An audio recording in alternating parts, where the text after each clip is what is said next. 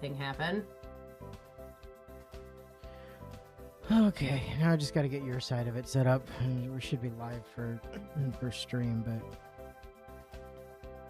let's launch the virtual camera. Toss on the camera there. Do the screen share for audio. That should be good. We had a bit of a panic as we were starting to get going because fucking OBS just refused to capture the game for a little while. I don't know why.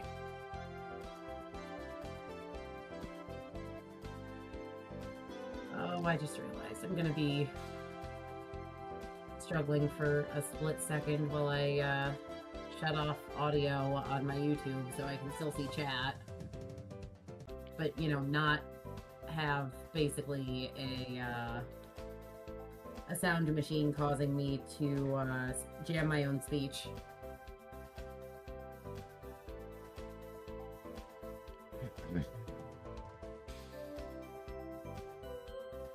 Damn, I was so close to getting us into the... By complete accident, I was so close to getting us into the secret society. Yeah, well, you should have made better choices if you wanted to be a member of a secret society.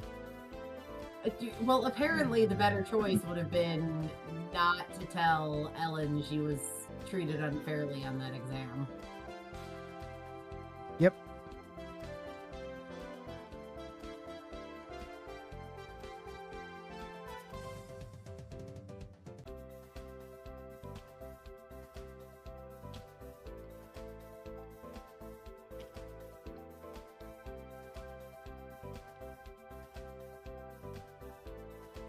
I like that Discord is recommending that we play Wordle right now. Is it? Yeah. Like on the Discord window right under where I've got my two like shared like things going.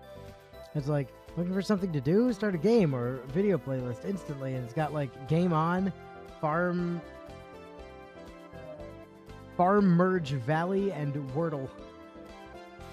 Yeah, I see none of that.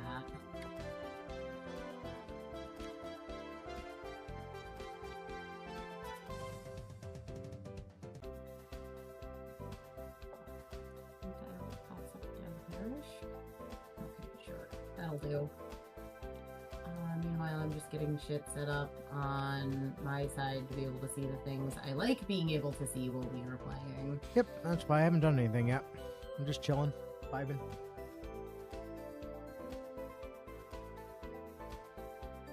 Eating my mac and cheese flavored popcorn. That's still weird. It is. That's why I bought it. I saw it and I went, that's not normal. Give me that.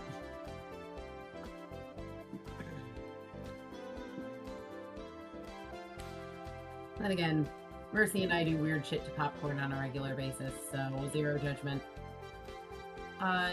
Is live chat still empty for you? Yep. Okay, just making sure. Usually well, actually, no. It does say welcome to live chat. Remember to guard your privacy and abide by our community guidelines. So it's not empty, but... Okay, just wanted to make sure, because I'm used to there usually being shout. There we go. That's better. See? My sanity. See, it's working. It's all good. Okay. Oh gosh, when is the next exam? I don't know. That does not help me. Oh, that's right. We got my wings. Keep my wings on. Don't you dare take those off. Well, you forgot about them, so clearly they weren't that important. I worked very hard for those wings. Oh yeah, you just did nothing for like several weeks, and then we reloaded a bunch of times to get $30 from playing bingo. Correct. Although, to be fair, we didn't have to reload nearly as many times as we did because you blitzed past our first bingo. It's not my fault you didn't tell me about it fast enough. I shouted bingo the second I saw it on screen. Anyway, you ready to go to next week or what? Sure, I guess. Can I get new spells at 40? Hey, there's the answer to your question, by the way. Oh, ew. Okay. Don't forget, there's an exam on Friday. It's in the bag, The exam is in a bag? apparently, according to Virginia. All right, Willow, what's the Uh, the sequence of things here?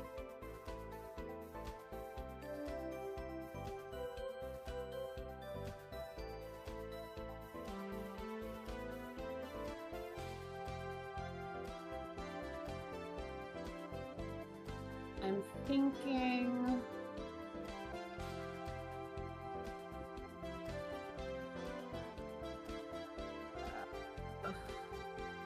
There's so many ways what I'm thinking could backfire. But we're going to go red, red, Red, red, blue, blue, blue, blue. duddy, I think. All right, We're gonna let the stress get a little high. I'm gonna be stressed as hell. Let's go. 1 and 1. Okie dokie.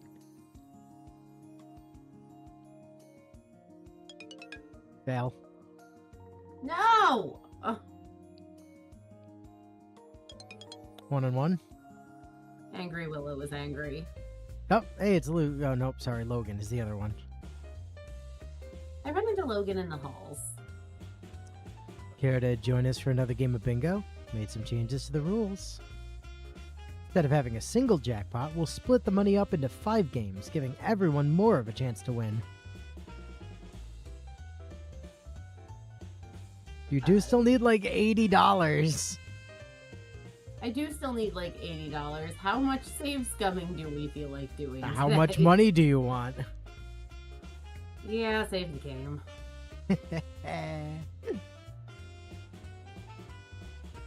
Just save that up here. We're just gonna rename this save a little bit to. Oh my god! Stop! No. Hide keyboard. There we go.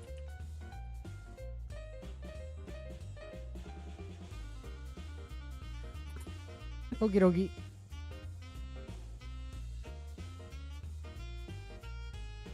Sure, alright. Follow me then.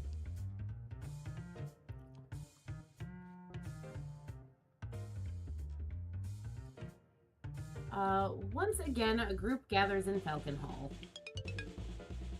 We pay our entrance fees and the twins split them up into separate piles while we chatter about our daily lives and the upcoming exams.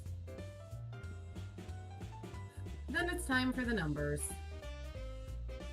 First game, I didn't win. Okay. Second game, I didn't win. Okay. Third game, I didn't win. Okay. Fourth game, I didn't win. Fifth game, I didn't win. Okay, Well, reload. Time to load. Presumably it's possible to win all of them, but... I'm gonna check. Magical Diary Wiki. February 5.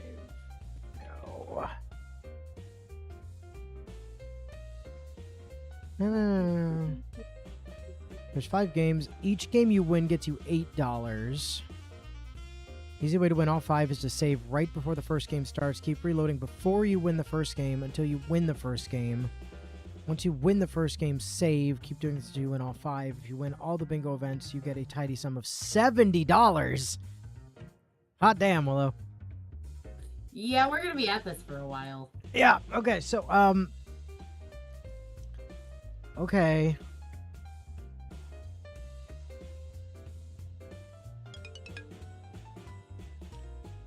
Okay, so theoretically, if I save here, this saves us a little bit of time. First game. Didn't win. All right. Didn't load. win. Reload. First game. Didn't win. Load. Didn't win. First game. Didn't load. First game. Load. Remember that time we did all that time travel in 3 houses? Yep. It's that again. Didn't. Nope. Nope. Nope. Nope. Nope.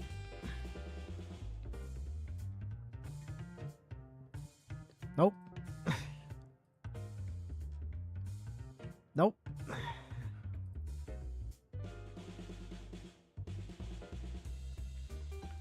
Somebody keep track of how many times we've had to reload. Small problem, I don't think Bio's here.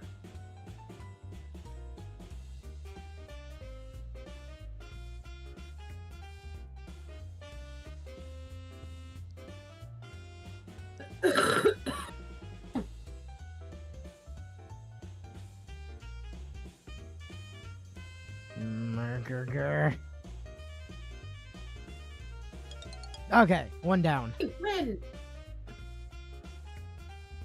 Save. Alright, second game. Didn't. Nope. Incorrect. What? Wait, what? What? Did you not save? I did. This is where I loaded. First... Oh, this is fascinating. So it rolls it at the time. It rolls it on this slide then. Because we won. I saved it after we won. And now I'm loading from that save. So we have to save. So on I the have to second click game off of screen. us having won and then roll it on the second game.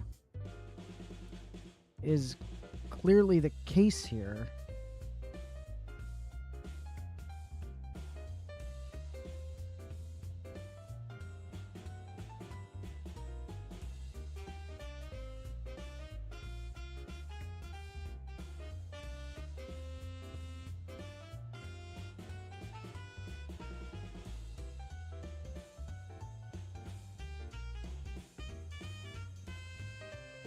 At least once we evidence that that works.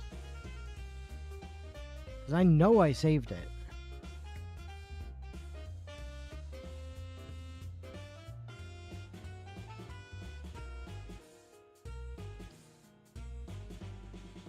Okay, yeah, there it is. So there's no point in saving now. I have to save So click, here. then save. God Yep. damn it. Okay, I try this. Here, save here. Load here. Load here.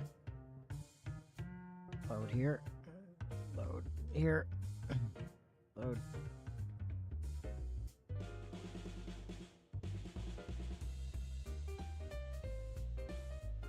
I mean, I suppose, arguably, it's not gambling if we are guaranteed to win. Hey, win! But third game. Didn't win. Yep. Yes, we did, though.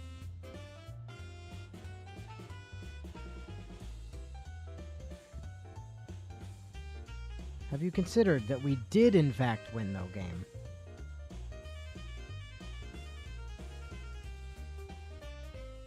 See, this is what we have to do because Edu won't let me just cheat in money.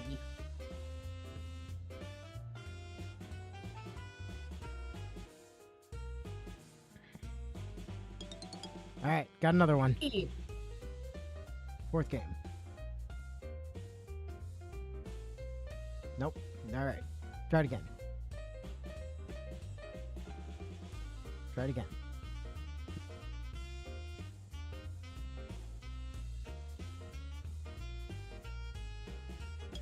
Hey! Alright. hey. Fifth game. Save. How was I supposed to get 70 money? I don't know. Perhaps it was more than 5 games. Or maybe we get a bonus because we just won all of them and it's just like, you're the greatest bingoer of all time. This is gonna look really rigged to the other students. Where we won the first game and then 5 sequential. Or there's 40. So that's that. So that's that. Huh. Alright, well, we won $40. Oh, 70 total between this and the previous one. That's how they got that number. Okay. I mean, So I still, didn't get either red or blue to 50. you did That's not. upsetting. You did, however, get them both to 49. Nice. Nope, it's Ellen. Do you know where Virginia got to? I couldn't find her at dinner. No, I haven't seen her all day. I've been actively avoiding her, as usual. We returned to our room. Are you still in bed? Virginia! She's laying in her bed, her eyes half open, her cheeks flushed red. Something's very wrong. Guys, she was in the middle of her private time. We should really come back later. Ellen takes one step into the room, then whirls to face me, her face stern. Go get a professor now. Right. I run through the halls until I find someone in charge. All right. Take your bet, Willow. Is it Hieronymus or is it Petunia? It's probably the male professor who really just hates me. Hieronymus, yes. Revener? Nope, it's Petunia. Willow, what's the matter? It's Virginia. She's really sick. Well, that is a shame. We will miss her. Oh dear. I'll be right there. She hurries to our room and takes Virginia away. Yay! Morning arrives, but Virginia still hasn't come back. I'm sure it wants me to read that like a bad thing. Morning arrives, but Virginia still hasn't come back. Well, you failed at studying. Ugh. At least I made money. Anyways, class here, it's exam time.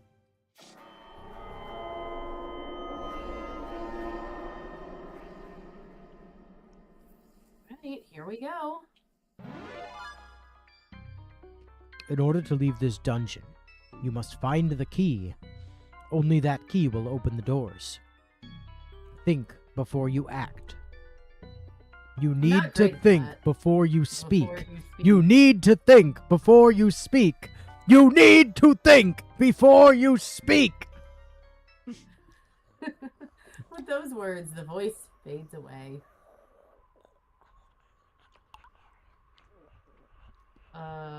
Anyway, Mean... lay of the land. Yeah. Pick a direction. North, I guess. Box. There's a box. Okay.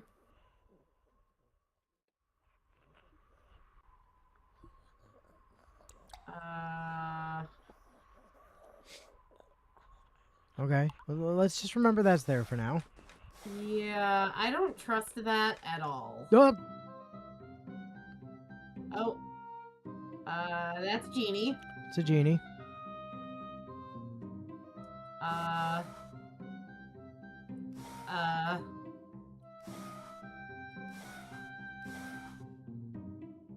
And they're actively staying in my way. Okay. So clearly I have to magic my way around to the genie, one would think. Yeah. One would tend to believe that's the case, huh? Yeah. How does one genie? Well, let's worry about it later. So there's a genie to the east. We know that. There's a rock down here. Uh-huh. So I'm gonna have to push that at something. And there's the locked doors. Okay. So we need to get a key. There is absolutely no part of me that thinks that that chest is safe to just open.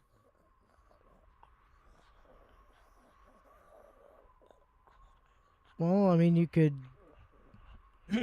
inspect the chest. I don't know.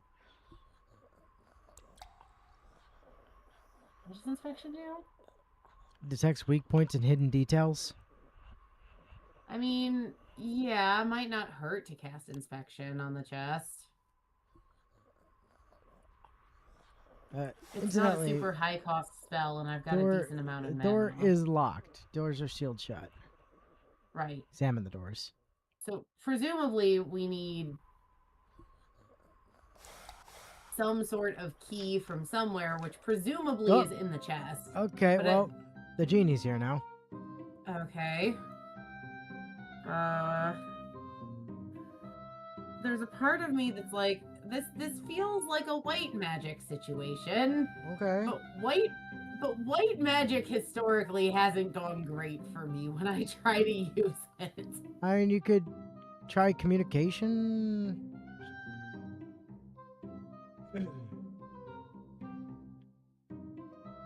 We have a save, so we can always revert back if, like, your mana gets low.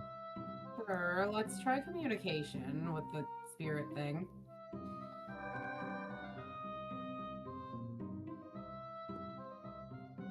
You attempt to communicate, but you're unable to establish a connection and nothing responds to you. Oh. Okay.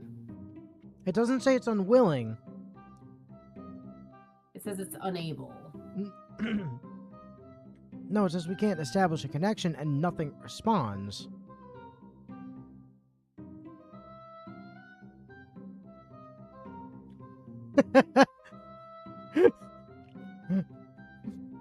Okay. Is this thing real? I mean, I'm leaning towards that myself. Sure, let's throw a true sight at it. It's an illusion. See you later, scrub. Okay. Alright. Cool. Great. So now we can continue exploring, I guess. Well, I mean, we can inspect the chest. Yeah, let's throw inspection on the chest. Perfectly ordinary chest. I don't believe that.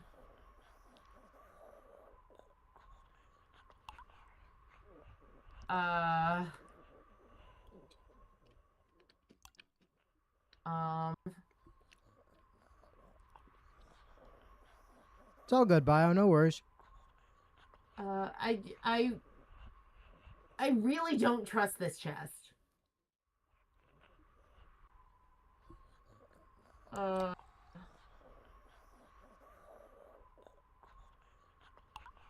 don't have any magic that lets me dispel anything. I mean, if it was an illusion, you could true sight and... What's disruption do? Can I disrupt an enchantment? That is a counterspell. Once the spell has already been cast, it doesn't turn off a cast. It just, you know... Okay.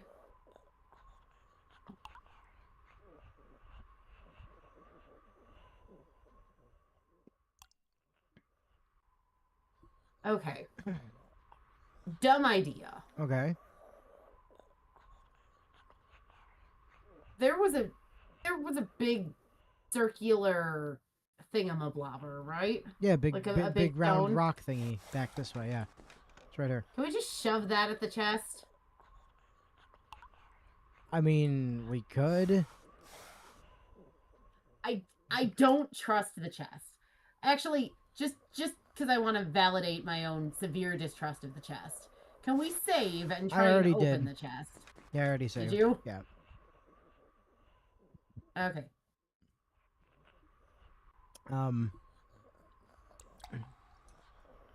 You can't walk through this wall.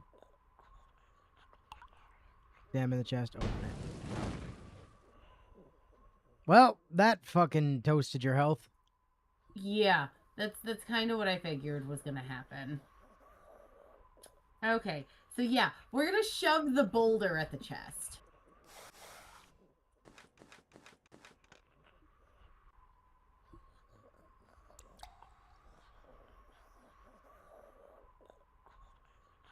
There's push object. Because I'm assuming we can't just, like, explodify the chest ourselves. That would The probably sphere make it rolls, worse. you hear a distant explosion. Oh, we only needed to push it once? Well, it was a ball. It was presumably going to roll.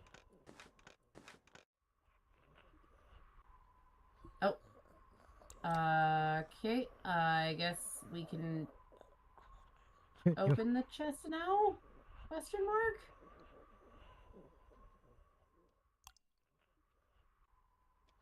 Carefully remove the lid from the chest. Nothing happens. Okay, so can we now examine the chest to see what's in it? Mm-hmm. Woo! Key!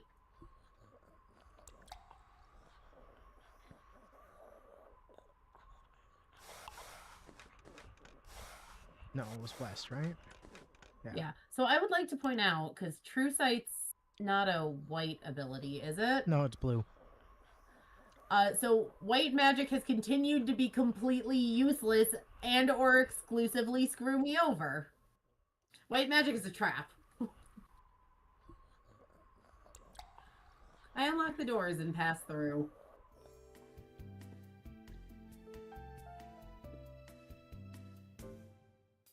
I emerge from the dungeon, blinking into the sunlight. I emerge from the sunlight, blinking into dungeon. Into the dungeon. Congratulations, Willow. For succeeding in your quest, you receive 5 merits. And another 5 for managing to see through our little trick. I hope you enjoyed putting your skills into practice. Now, if you'll excuse me, I have another student to look after. Virginia, please stop dying. You have an exam. Wait. What is it? What's happening with Virginia? Very dead. She'll be all right. She should be back with you tomorrow. Okay. I guess I can go relax now. You mean of the 2 teachers? Yeah, of the 2. Do you prefer Hieronymus or Petunia? Oh.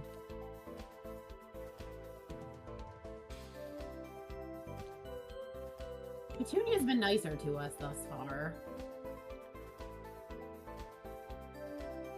Ellen and I have completed our exams and returned to our rooms where we hear a knock at the door. Hey, kids. Heard you were asking about V. That's right. How is she? She'll be fine. Look, can I come in? I am a vampire. I have to ask.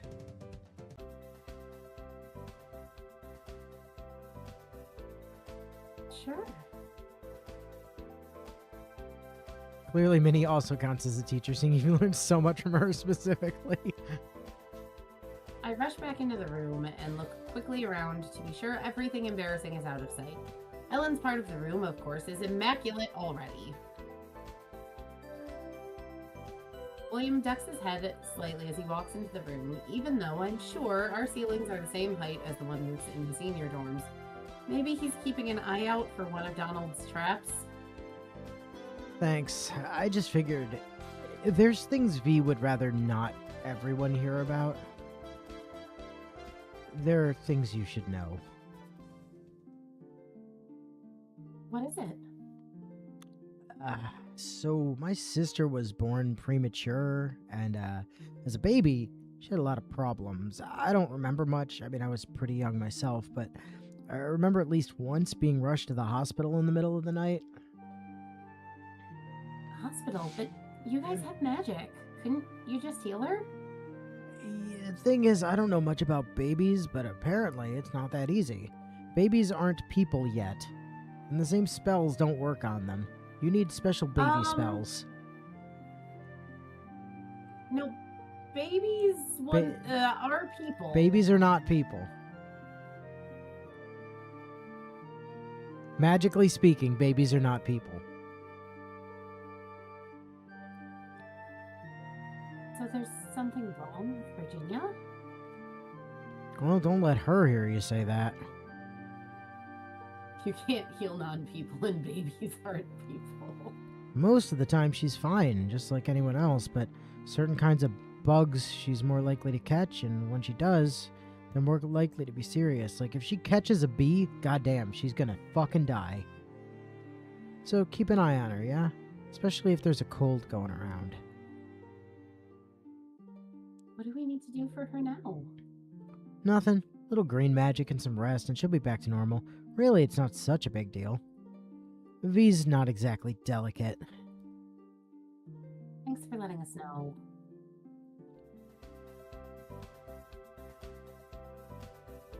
On Right. Saturday morning, the mail-in allowances are delivered. We're up to $45 out of the $80 I think you needed.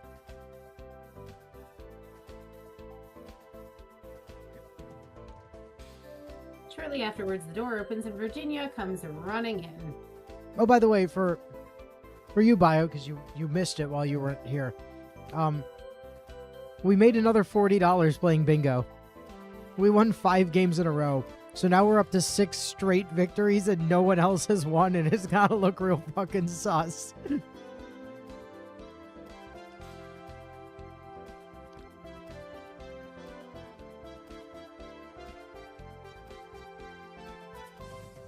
Hi, guys. She grabs something from her desk. Can't talk. Gotta go. Makeup exams. What's going on? I have to do detention today because I missed yesterday's exam. Aw, too bad. Say hi to your brother for me. Better hurry so you don't get in more trouble.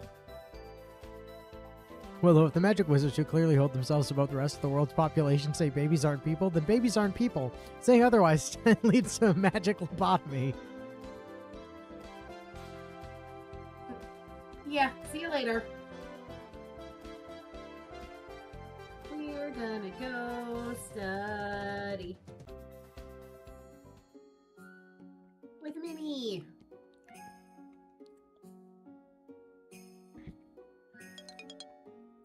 Way. So you want to make any changes to your inventory? No, leave my wings alone. Okay.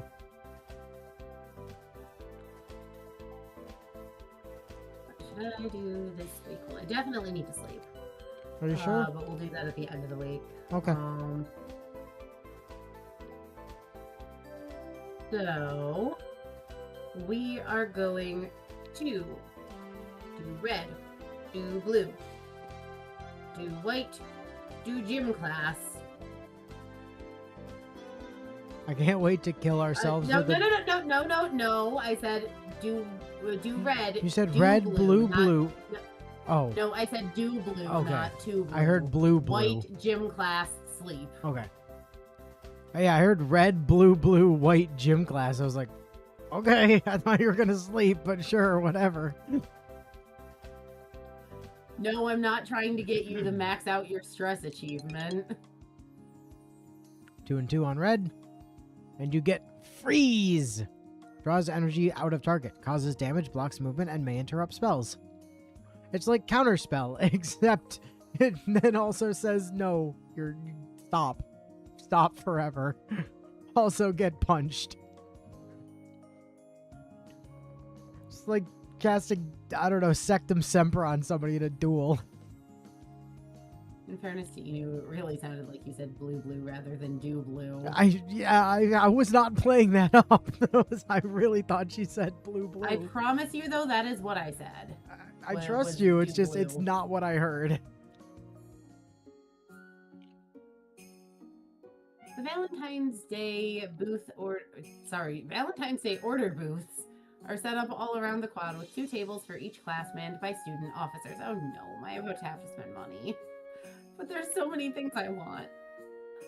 Minnie and Jacob are in charge of the freshman class sales. Valentine's deliveries are $5 each and include a card and either a bit of candy or a trinket for those poor souls allergic to chocolate or something.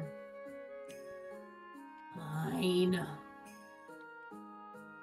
Jacob's line is moving more slowly for some reason. He keeps getting distracted and staring at Minnie. I wonder what's going on there. There are so many people swirling around, it's impossible to keep track of who's where and doing what. I wonder if anyone's buying a Valentine for me. Happy birthday, by the way, Willow. Oh, yeah. We'll order a Valentine. For Professor Grabiner? For Damien. For yourself? For Virginia? You sure you want to send it to Damien? Yes. Okay. Is it going to be romantic, friendly, or funny? We'll do romantic. Okay. Okay. You write that down. We're done. No more Valentines. You sure? Sure you don't want to send one to yourself? I am positive I don't want to send one to myself. You might get weird points. Sure you don't want to send one to Virginia?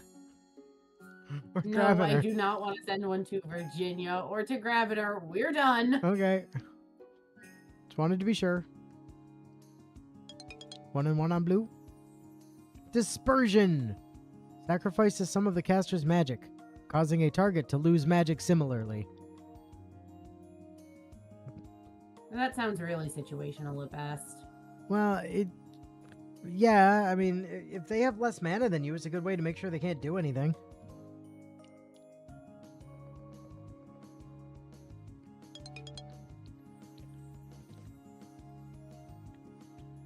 Three and 3 on white. Distraction. Causes a target to be temporarily confused, forgetting to act in the following moment.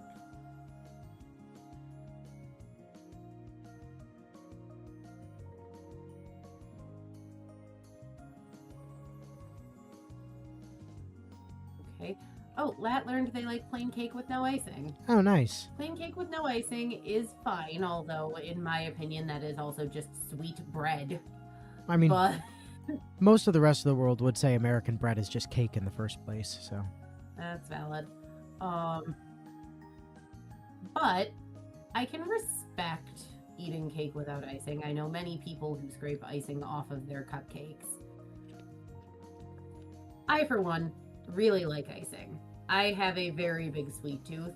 Always have, so... I mean, there are frequently times where the cake is kind of mid, but the icing is really good, and the icing is actually the best part of the cake, so...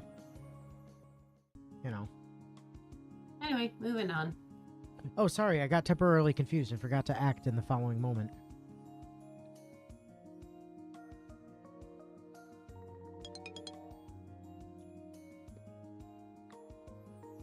Boy, somehow we didn't fail any of those classes this week. That's amazing. Valentines get delivered. Nice. I get a box of chocolates from Damien. Yummy! I'll have to wait until later to see how the other Valentines turned out. Yeah, all those other Valentines that you sent. You know, to Grabiner and Virginia. Happy Valentine's Day, everybody! Sleeping reduces stress. Seems to have whacked out about, what, 25. 25 of it? Yeah. We're at 40. Saturday morning, mail and allowances are delivered. Cool, you can afford another Valentine now. Great. Time to go study with Virginia. Sorry, with Virginia. Minnie. Not with Virginia. Not with Virginia. Minnie's nowhere to be seen.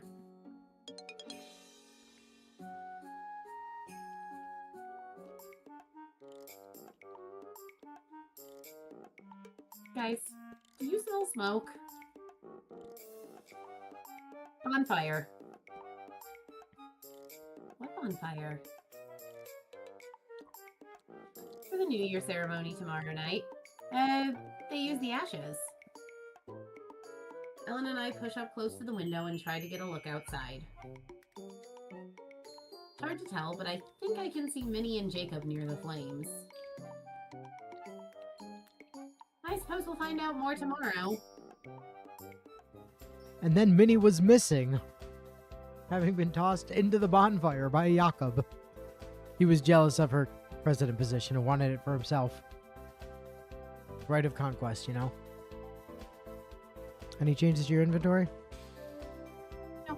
Okay. Felt the need to ask.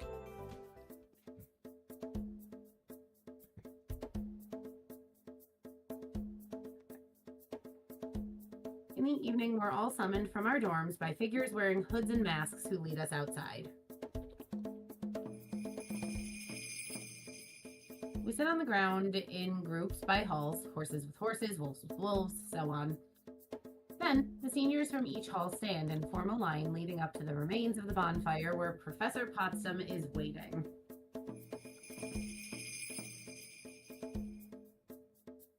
One at a time, they take a long wooden stick and stir through the remains of the ashes. The old year has died, rest in peace. The past is gone and will not come again. We will miss it. Let us leave behind our sorrows in the ashes of the past. As these ashes become soil, so may our hearts become the ground of the future.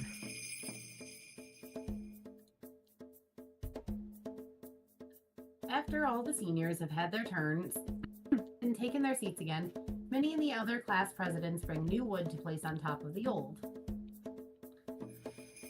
Let the new year be born. The pile of wood glows with tiny sparks, 4, 8, 12, until at last a curl of orange flames begins to blossom and the fire is rekindled. We need an omen for the new year. If anyone here has been experiencing a recurring dream and would like to share it with us. At first, there's silence, except for the muffled squeak from where the snake girls are sitting. It looks like Barbara was not keen on having Suki share her dreams. Eventually, Angela stands up and tells us of a dream about a pink birthday cake sitting in a field of cows. She takes the cake and runs away from the cows, but when she cuts into the cake, it's made of sand and it collapses. Meditate on this dream and what meaning it might have for your lives in the new year. It probably means you want to fuck your mother or something. I don't know. Freud was weird. It means I shouldn't eat cake with Angela? And may the seeds of the past bear fruit in you all. After she finishes speaking, everyone stands up and dances in the light of the new fire until it's time to go to our rooms and sleep. See, now that cake could have used some icing. Okay, this week, huh? So we're going to, I think, do red, blue, green, black, Red, study. blue, red, green, blue, what? Red, blue, green, black, study. Okay. You did that thing where you started with the word do again, didn't you? Uh-huh. I heard blue, red, blue, green, black study. I was like, that's... Yeah, I said we're going to do red, blue, green, black, study. You gotta stop leading with a word that sounds like one of the classes.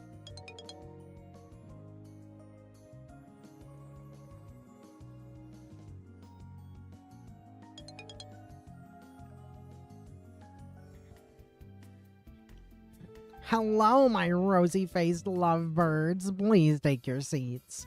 Before we begin with our classwork today, there's something important that we need to discuss. For many people, this is a sensitive subject. However, you are all young adults now, not children, and it's better for us to have this out in the open. Wait, is this going to be sex education? This is the traditional season for young romance, and we don't want to clip your wings. There are no school rules against love in any form, including the non-consensual variety. I'm not supposed to say that out loud. Okay, so whoa, I guess it is, sort of.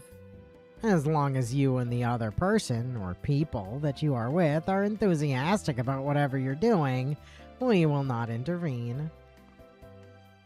but keep any naughty business out of areas where those who have not consented might accidentally see you, and try not to get too distracted from your schoolwork. Know what you want and be sure everyone else does too. If anyone isn't enthusiastic, whether it's a kiss or a dance or something else, stop and wait. And if anyone touches you in a place or a way that you don't like, that's no good. Now, there is one other matter that would require punishment. As students, you are not allowed to carry children. Breaking this rule will result in equal punishment for all parties concerned, including the baby, and we will know who you are. Trusting your partner is an important part of romance, but in this case, take your own precautions as well. If you don't think your green magic is up to the task, or you have any further questions, please come and talk to me after class. Now, let's get back to magic.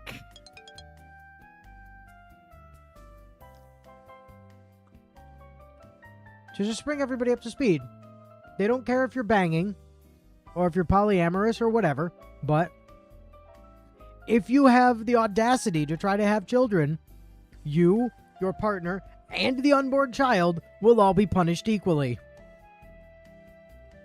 Fire says, because remember, babies aren't people, so associating with them in any form leads to immediate punishment from the council. Correct, right. And you've learned track scent. It allows you to trace creatures that have recently passed through an area. And you've learned heal. Which allows you to cure minor injuries and ailments on one living target.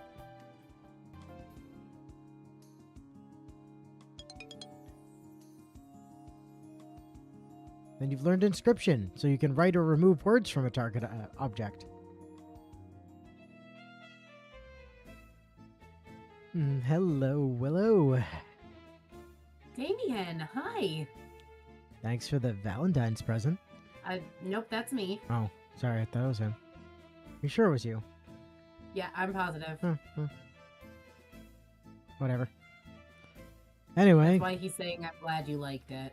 I'm glad I liked it too. And thank you as well. You're very sweet. I got cute boys. Thanks. By the way, you like my new wings? I got them to match yours.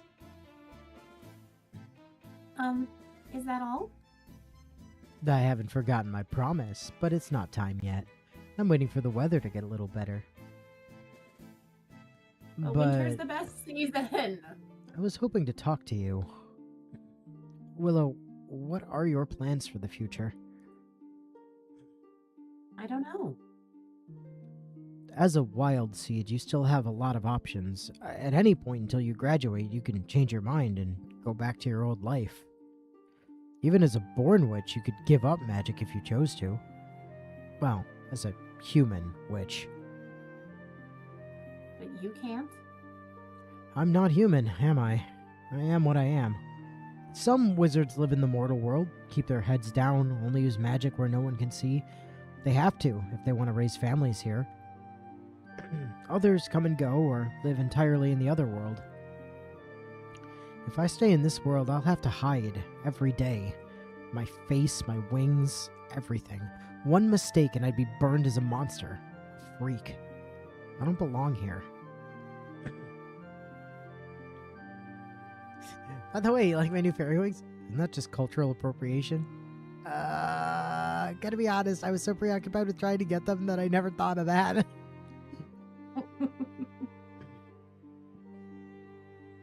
So you're leaving after graduation? I don't know. I don't know what else there is. Where I come from. You want to find your birth? Shh, not here. Sorry, I shouldn't have brought this up. I guess he doesn't want to talk about his parentage where someone might overhear. There's a lot on my mind, that's all. Decisions that I've been putting off that I'll have to make soon. I'll tell you more some other time. I have to go, okay? Sure. I guess I can't blame him for being distracted. He's a senior in his second semester. His school years are almost over. So, what happens then?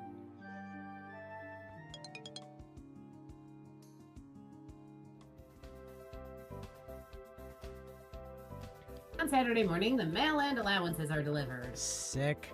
Only another 6 weeks to go. What should I do today? We're gonna go study.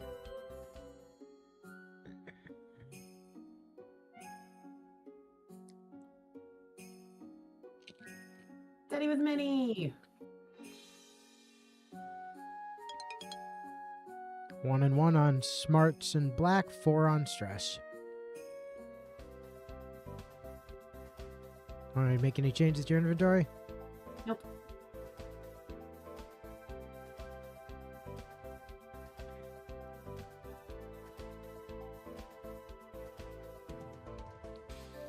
Okay. So we're going to red,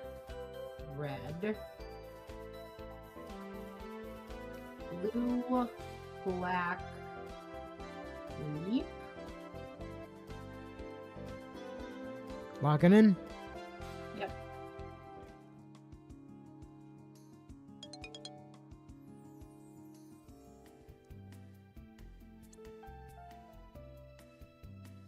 After classes, all the students are called together in the gym. There's a table on stage containing a row of brightly colored candles, of which only one at the end is lit. Good day. We are here to recognize outstanding Iris Academy seniors. The best and brightest of our young people with induction into the Magical Honor Society. But what you should be most proud of is not the honor you received today, but the choices and the sacrifices you've made that led you to this point, and to points beyond. A life well lived is its own reward. As seniors, you stand as shining examples to those around you. Therefore, as I call your names, please come up to the stage and take one of these candles to pass on the light. It was... A crown and a wand. Crown and a wand, yeah.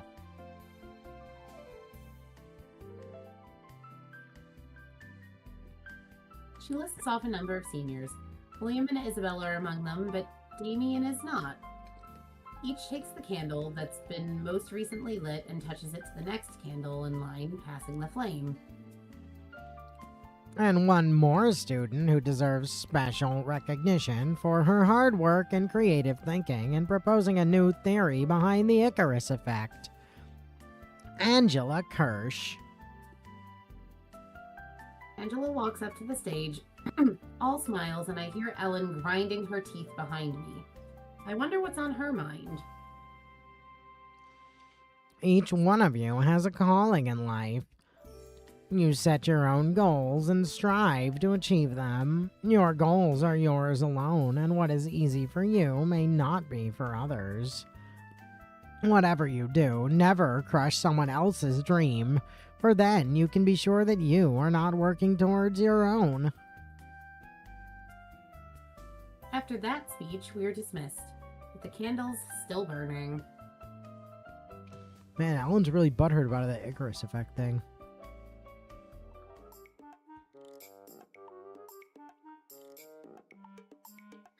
When we arrive at the classroom, the only sign of Professor Grabiner is 2 words written on the blackboard in large white letters. Free period. We wait a few minutes just in case it's a prank, but he still doesn't turn up. I guess this class is canceled for the day. Boo! Study. This gives me some extra time to catch up on my studies.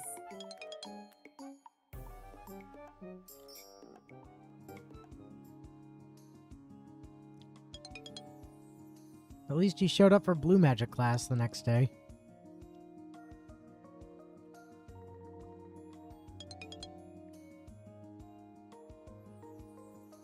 And you got Trigger. Sets off simple delayed effects on traps within the caster's current location. Can be dangerous. That would have been helpful last week. Or week before last. Would it? Whenever the test was. Would it? I would assume. Within the caster's current location. Right, but delayed effects. Yes, So... but it's not like it sets off delayed effects or traps. It doesn't like set a delay on trigger. It only triggers things that were already set. Well, yeah. So if you had but cast that, you would have blown yourself up. I'm not sure that's true. You were still in the square. Did you see what happened to the ball? Sure. The ball of rock? Or what happened to you when you opened the chest the first time?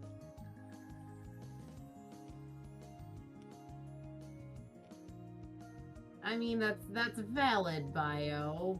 Remote But- trigger. You have to combine this with blue so you can do that at a distance. Yeah, enough- Bio is pointing out that I have enough money for the wand, which I do. And it'd be better to get that sooner since there's actually practical effects for having it. Yes, but waiting until I have all the money to buy both at once saves me an extra trip to the mall. true. And also, she bought the wings first, and there was no reason to do that.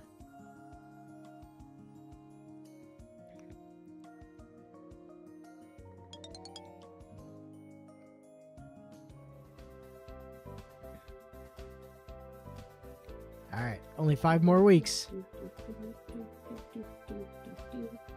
Studying, do.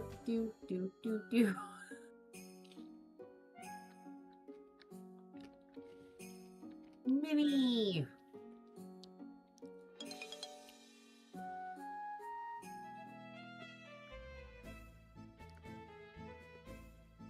The first clue I have that someone has snuck up on me is the feeling of hands on my shoulders. Guess who? Hi, Damien. Hello, Willow. Have you had lunch? No, I was on my way. What about other plans? Do you have anything important you need to do this afternoon? I don't think so. Why? Because I promised you a romantic date. He holds up a basket, a picnic basket. A picnic basket? Take my hand and I'll take you away. I place my hand over his and the world begins to shift around me. You go to the It's best. dungeon! And then we're somewhere else. Whoa. Damien teleported us all the way to the lake where the post-initiation party was held. Surprise. I told you I'd make it special. Are we allowed to be off campus like this? Define allowed. Not really, but it's Sunday, and as long as we're back by evening, no one will notice. This was the best place I could think of for the perfect date. No one to interrupt us, no one to complain or make demands. Completely alone. We could do anything and no one would be there to stop us. I've got a blanket in the basket. We can lie on the beach and relax. Yeah, I do really appreciate this. It's a lovely setting, but I'm not ready for sex. I hope that doesn't disappoint you too much. Silly girl. Is that all you think guys are interested in? Do you want me to answer that honestly? That's not why I brought you here. I won't deny that I've thought about it. I mean, you are lovely, but I can tell that you're not looking for that just yet. You're not hard to figure out it's not hard to figure out what makes you nervous. Answer that honestly. He brushes aside a bit of my hair. You don't have to be afraid. I won't do anything without your permission. I wouldn't want to. I see. Now, there is one other thing I'd like to do. May I kiss you. Yes, please. On the lips. Aw. Trophy earned. You've been kissed. Surely you've already earned that trophy. Well, yeah, but we haven't earned it on this playthrough. Ah, valid. It seems like we've been waiting forever for this moment. Finally, it's here and everything is perfect. Much better without anyone around to barge in. Especially Virginia. You are right. Or Angela. Remember, Angela. I do remember, Angela. Sorry I acted like I overreacted. Ah, you didn't do anything wrong. We've never talked about this, have we? No, not really. Plus, I'm sure everybody told you I was evil and just wanted to sleep with people, so, you know, how could you be Yeah. expected to not think that? I know how he hates people prying, but we're dating now, and I have a right to know at least some things. You've had sex before, haven't you? Yep. You admit it, just like that? I mean, I'm not embarrassed about it. You know I've been with a lot of people. I never hid that. Right. Is there anything you want to know?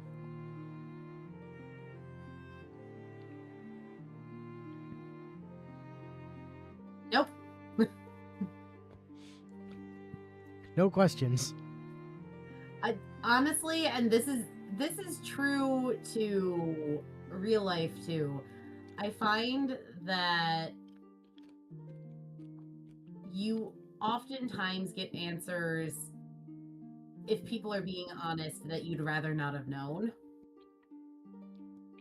So unless it's something I want to hear, like something I really need an answer to, I'm not asking, because other relationships don't necessarily need to define the one I'm currently in. And if, you know, you end up hearing that, say, someone was quicker to jump into sex, that then helps pressure or put pressure on your relationship to move at a different pace. So generally my philosophy tends to be that unless there's a really compelling reason I need to know about a relationship, I'm not gonna ask, because I don't want past relationships to define the present one unless there's a compelling reason for it to.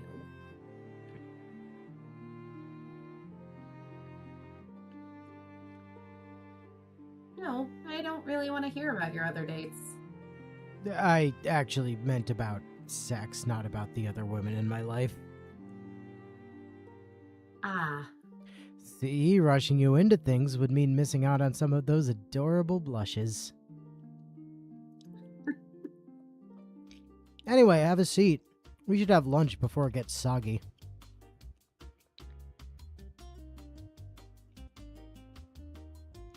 what did you bring? Something else magical? Jelly castles? Brie? Ramen. You gotta have the ramen before it gets soggy. Sandwiches. I'm not a cook, you know. Oh.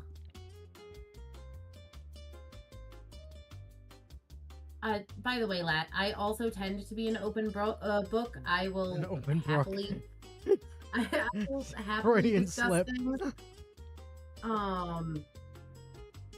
But like I said, because I do give honest answers to questions when people ask, I largely expect the same when I ask questions of others. So like I said, if I don't think I need to know the answer, I don't ask. People will tell me if they want to, but I'm not gonna make anyone feel like they need to tell me something if they don't want to share. And so we sit and share our picnic and have a lovely day out, returning to the academy before dark. Need to make any changes to your inventory? Nope. Okay. Onwards. We'll do red twice, because hopefully that'll get us to 60. Uh-huh.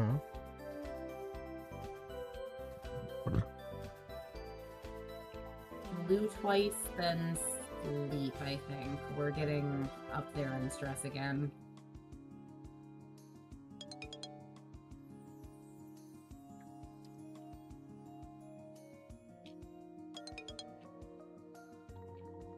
And you get lightning!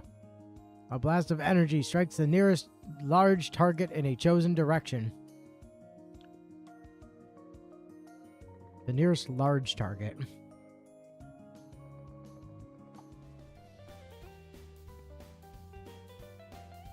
In the evening, all the freshmen and sophomores are summoned to the gymnasium, where 2 rows of long tables have been put in place for a pancake supper. Hell yeah, pancakes. Pancakes. Pancakes. Eat them with a fork. Pancakes. Pancakes. Don't be a dork. Ah, Dave the Barbarian. Pancakes. The show we reference Pancakes. at each other Pancakes. Pancakes. all the time. Yeah. That most people don't remember. We line up girls on the left, boys on the right, and file into our seats. The glasses and silverware are already in place, but no plates. Do y'all put cheese or egg on your ramen? Not typically cheese, but egg, yes. Yeah, I mean, cheese on ramen is just weird, man. Candies! Yeah. Say hi to Mercy, everybody. I brought Willow candy. There's like nothing in this one. You gave me defective candy. Feel that. You gave me defective candy. She secretly took all the candy out of it and resealed the pack. That No, you have this one dropped. is not a candy. No, if you combine that with that, it'll be a candy. Because that one's kind of If you cute. combine this with this, Yeah. it's a shark.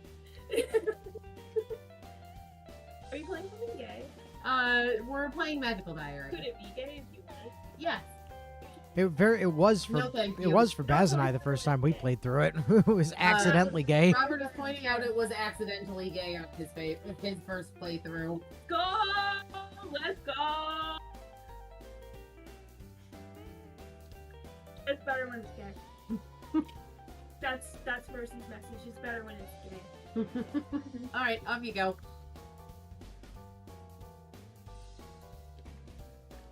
Yeah, that's Mercy. She's my house guest. Oh, well, she's my housemate at the moment. I was reading the "We Got a Guest" in chat, and it corrupted my brain.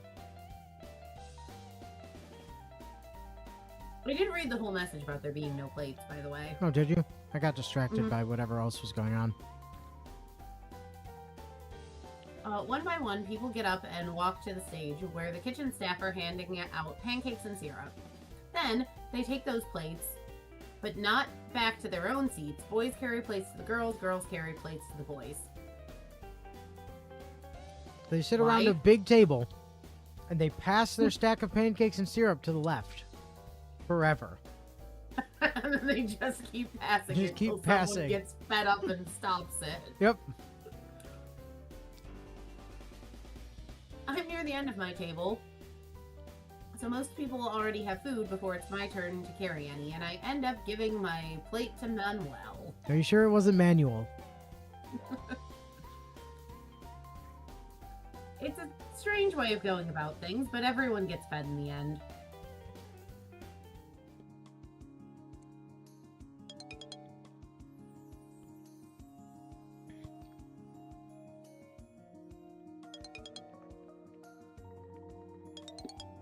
Sleeping reduces stress. And we're up to $60. 4 more weeks.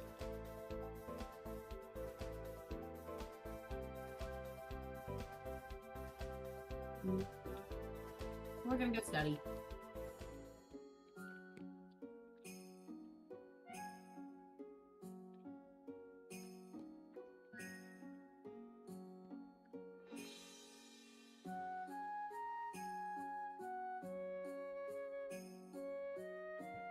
More studying with Minnie.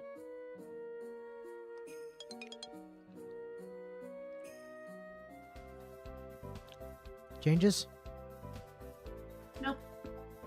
Alright, next week.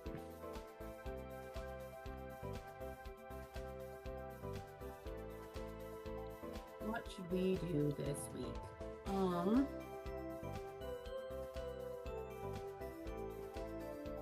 Let's see. Trying to do math in my head. Don't hurt yourself.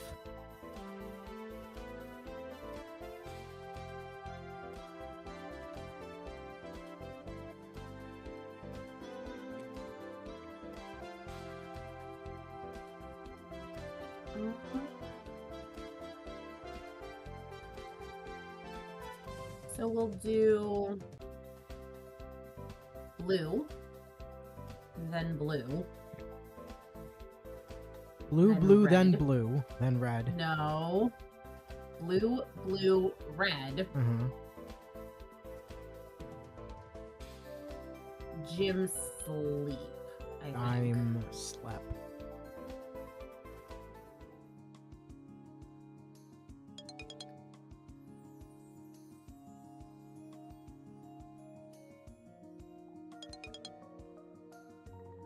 God damn it, blue magic.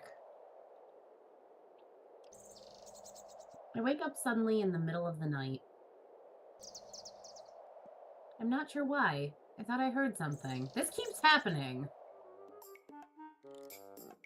Just then, the door to the room creaks open and Virginia slips inside. Virginia? Eek! Oh, you're awake. There's something going on out there.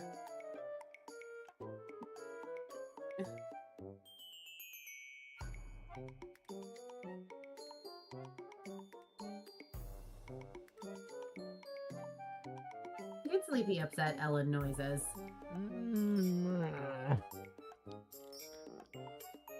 I had to get up to pee, but when I was coming back, there were all these weird noises. Like what? I don't know, like someone decided to play floor hockey in the middle of the night, or a whole domino chain of folding chairs falling over. What's going on? I have no idea. I couldn't tell where it was coming from, and I didn't want to wander around alone at night to try and figure it out. I guess we could try and go back to sleep then? Probably. It's not easy to get to sleep while wondering and worrying what might be happening outside.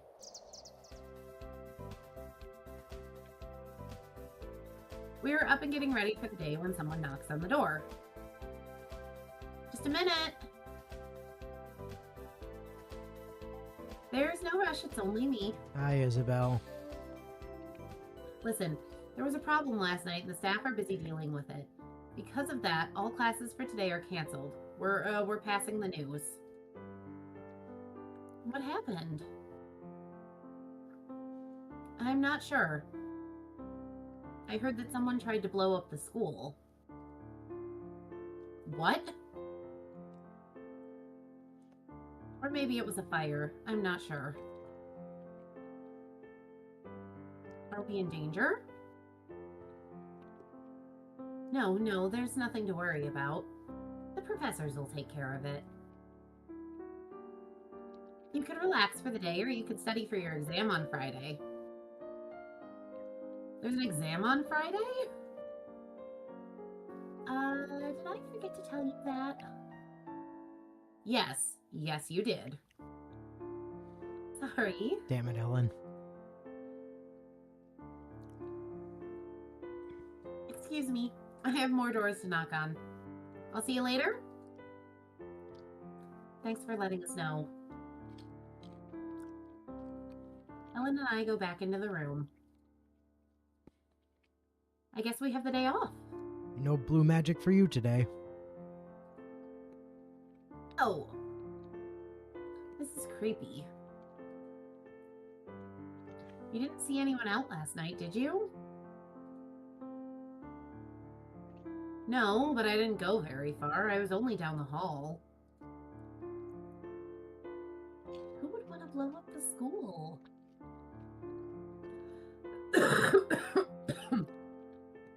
That's just a rumor. It might not be what happened. Something big happened if they canceled every class. Yeah. So with no classes today, what should I do? Study, study, study. All the study.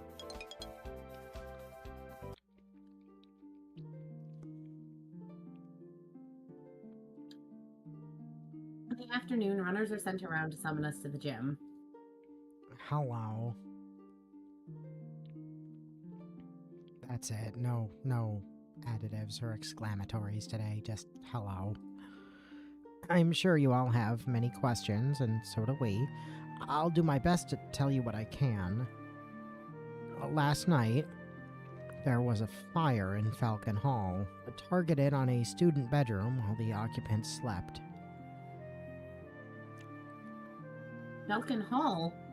Damien! We believe this fire was started deliberately. However, it was quickly detected and no one was injured. Unfortunately, we don't yet know who was responsible.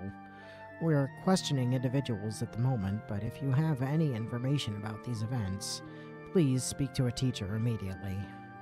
At the moment, we do not know if this was a prank that went wrong or a deliberate attempt to injure one or more students, or worse. While we're investigating this, please stay safe. A fire in your sleep. You could die of smoke inhalation without even waking up. All your magical power is useless if you're not awake to use it. This is awful. I've got to find Damien. I've got to see for myself that he's all right.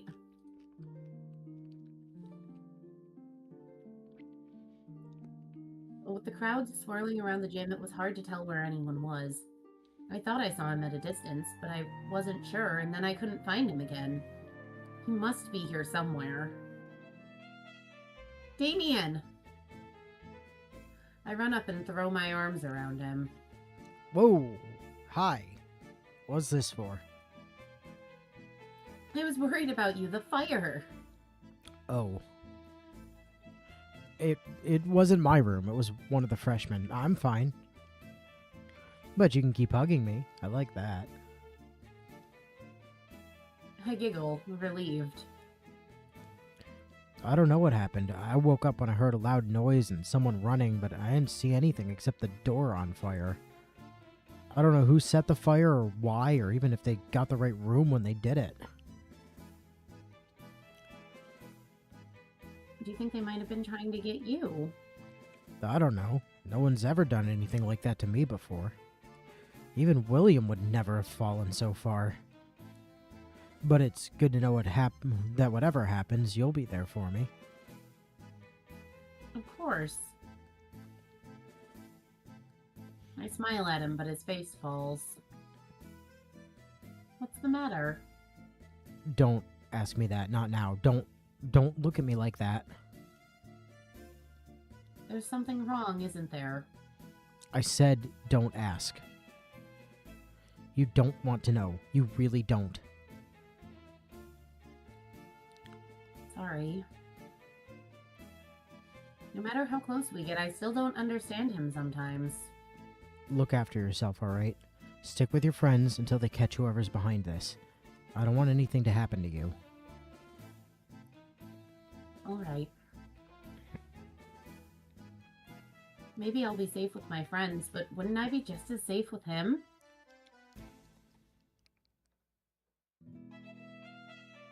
I should go find the others.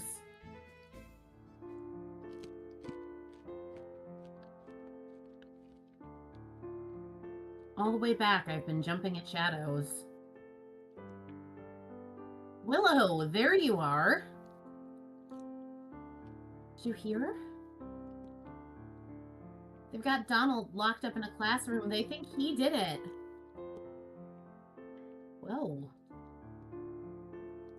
They're still investigating. He's just the prime suspect, but if they decide it really was him, he'll be expelled for sure.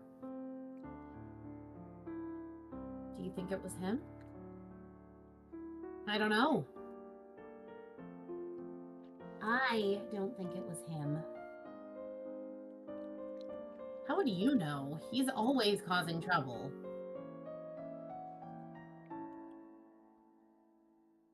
I have a little sister too. She drives me crazy, but I would never really hurt her. Donald just goofs around. He wouldn't attack Jacob and Logan like that. I hope you're right. Donald's an obnoxious little twerp, but he's still my brother. Wouldn't want to lose him like that. We'll have to wait and see what happens.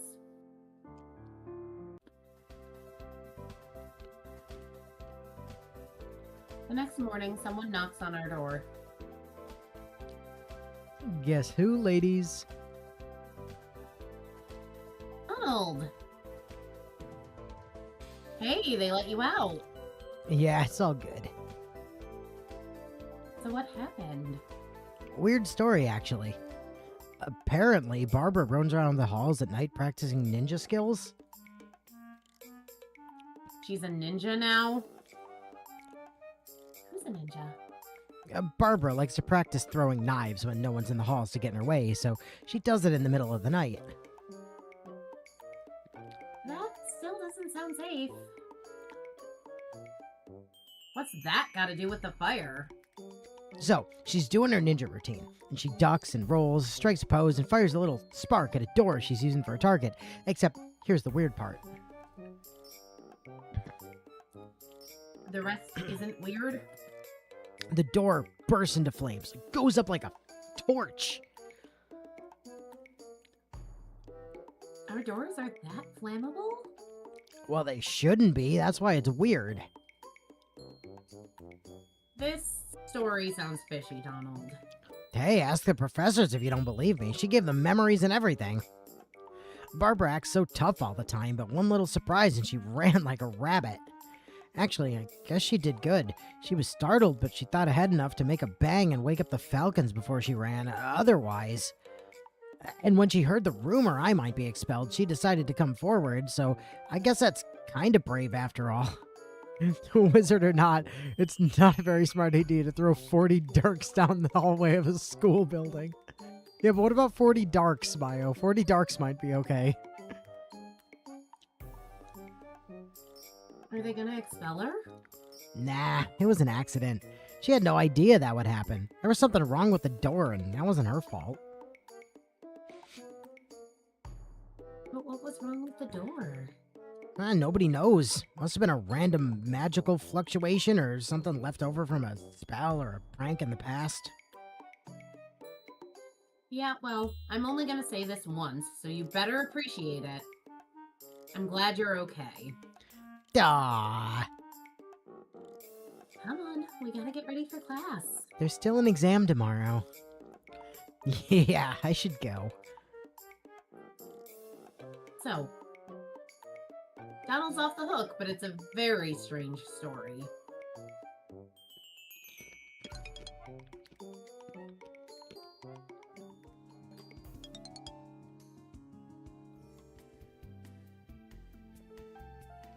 All right, into the Exam dungeon. time. In order to pass this exam, you must reach the exit before your opponent does. Good luck. You have an opponent? Okay, we're gonna have to save on this one. Done and done. Okay.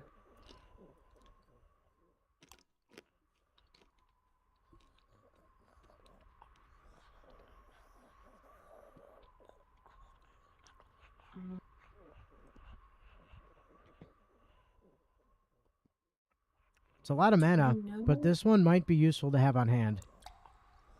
Yeah, Just be like, hey, stop.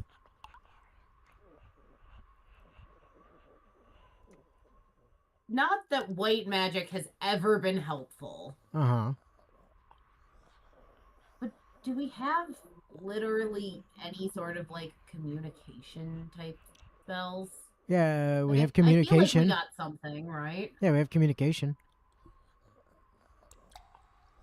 Do we know who our Nope. opponent is? We haven't met them yet.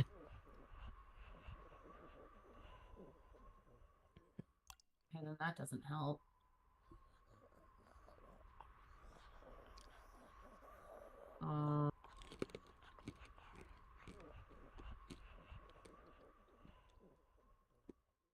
Okay.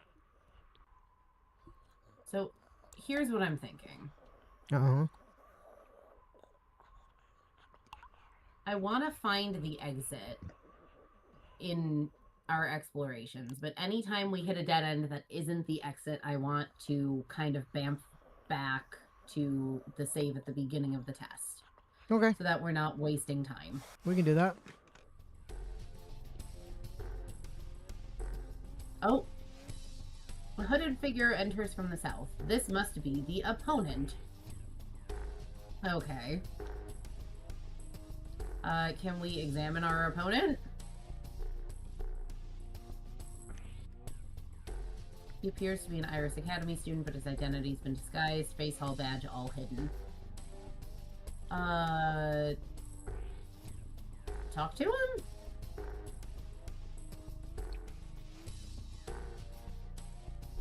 Excuse me? Hello? Be quiet. Oh. The air swirled around you and a gentle breeze seems to be blowing to the west.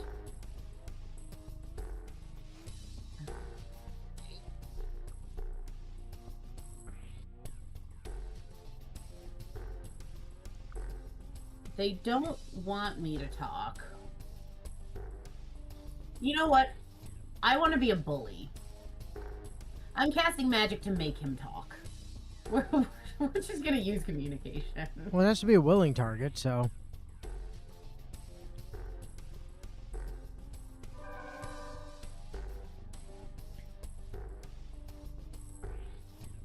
Strange, but listen, I just want white magic to do something at some point. Strange buzzing in my head, then I can feel our minds connect. Look, can we talk about this? Hey, quit trying to distract me. I don't want to have to fight you. Can we work something out? Like what?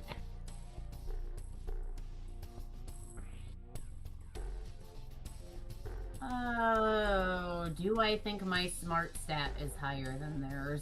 Because I feel like that's what that top option is. Because I'm definitely not paying or kissing a random stranger. Sure, let's go for a battle of wits.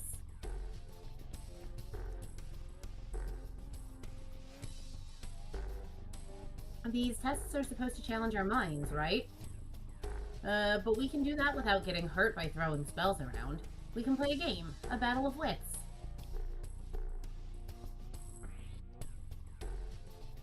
If you win, I surrender and lose the exam. If I win, you leave. Alright, we'll play dots and boxes. Please don't make me actually play that game. I'm terrible. He inscribes the game board on the floor and we begin connecting the dots. I cleverly employ a double-cross strategy, leaving partial chains for him to complete, but ensuring that I come out with the most boxes in the end. Well, you win. Thanks for playing. No problem. Enjoy your exam. He raises his hands over his head in surrender and is teleported away. I wonder if I could have just teleported him elsewhere. Well, the only space you knew was behind you. That's fair. So you could have put him one space away behind you. Alright, so, what's your play? I mean, they left, so I guess we can just explore until we find the exit. Alright, where do you want to go? Let's go west. Because the wind said that? Yeah. The wind's been kind to me before. Oh. Okay. Why is this thingamajiggy following me everywhere now? Oh, it's a sink. Right. Why? It's a pedestal basin made of stone. It's empty.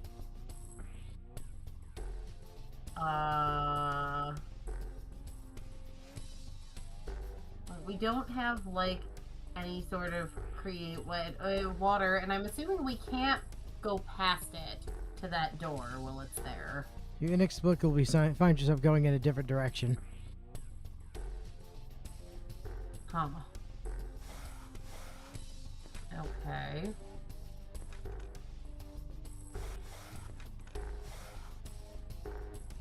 Seems to be a closed door in the way.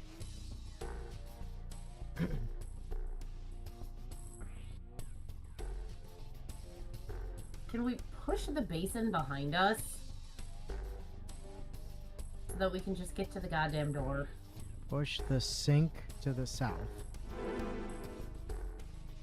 Okay, you push the sink. There seems to be a closed door in the way. Great. I'm gonna try to open the door.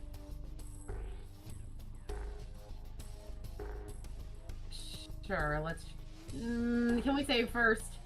I'm traumatized by the chest. Oh, here, we'll use a separate save slot. They're locked.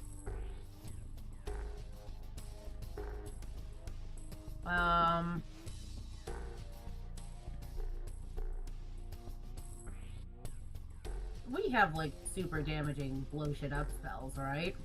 Yeah.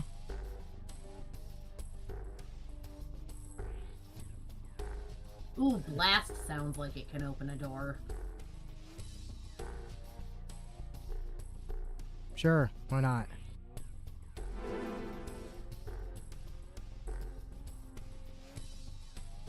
Doors are open. Yay! I'm the best at magic!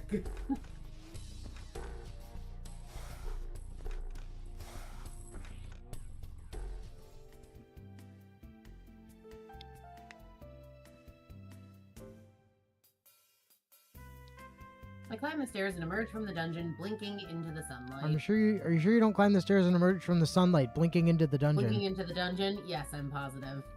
Congratulations, Willow! For succeeding in your quest, 5 merits. And another 5 for negotiating an additional victory. Magic serves best as the tool of a clever mind. Now, if you'll excuse me, I have other students to tend to. Oh, it wasn't stalking me, it was just in the middle of the room and my brother had me walking in circles around it. That was not abundantly clear to me, Bio. No, I was turning to face the directions that we could go. So what you have to realize, guys, is how I get the audio is that I'm actually, and so there's slightly less lag, I'm watching on Discord, but because I don't have Discord in full screen because I've got other things I'm trying to watch, I zoom in on the text box on the bottom. So I don't see the controls or like I have to look at the YouTube stream when I'm doing like class selecting because I can't, with how zoomed in I am, I can't see like my magic scores or anything like that. I can't see the save game, load game, or those options either. I see like the bottom half of the image for the scene and the text, and that's it on my main screen. So I miss some of what he's doing when he's like button pressing during tests.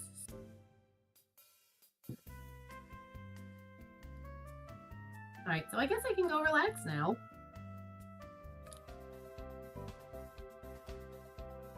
On Saturday morning, the mail and allowances are delivered. 3 more weeks.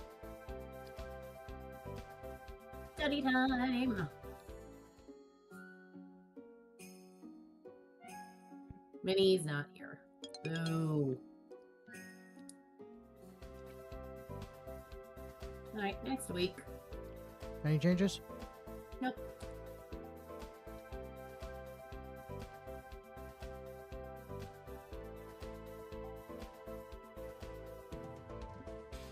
Okay, what to do, what to do. Well, let's start with blue, Uh-huh. because that should get it to 60.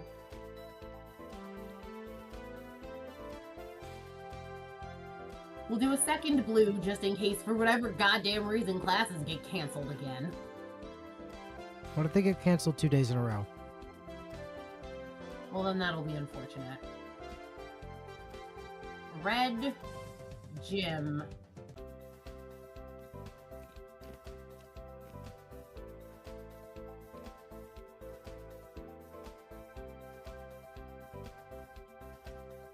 And we'll do a white magic class because we haven't done that in a while.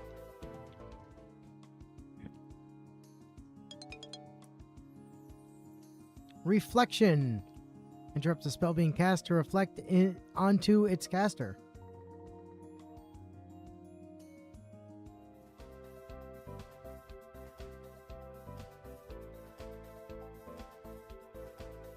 When I get up in the morning, there's a tiny envelope under the door with my name on it. Inside is a card painted with blue flowers. Meet me in the gym after dinner and keep it secret. And then they drew a picture of a penis. Weird. Damien, what's this about? Okay, I'm just gonna point out, you are jumping to a conclusion here. You do know two people whose first name starts with the letter D. Uh-huh.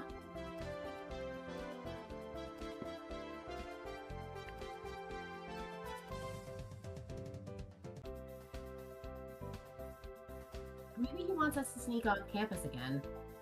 We could go to a movie or something. I guess I'll find out tonight.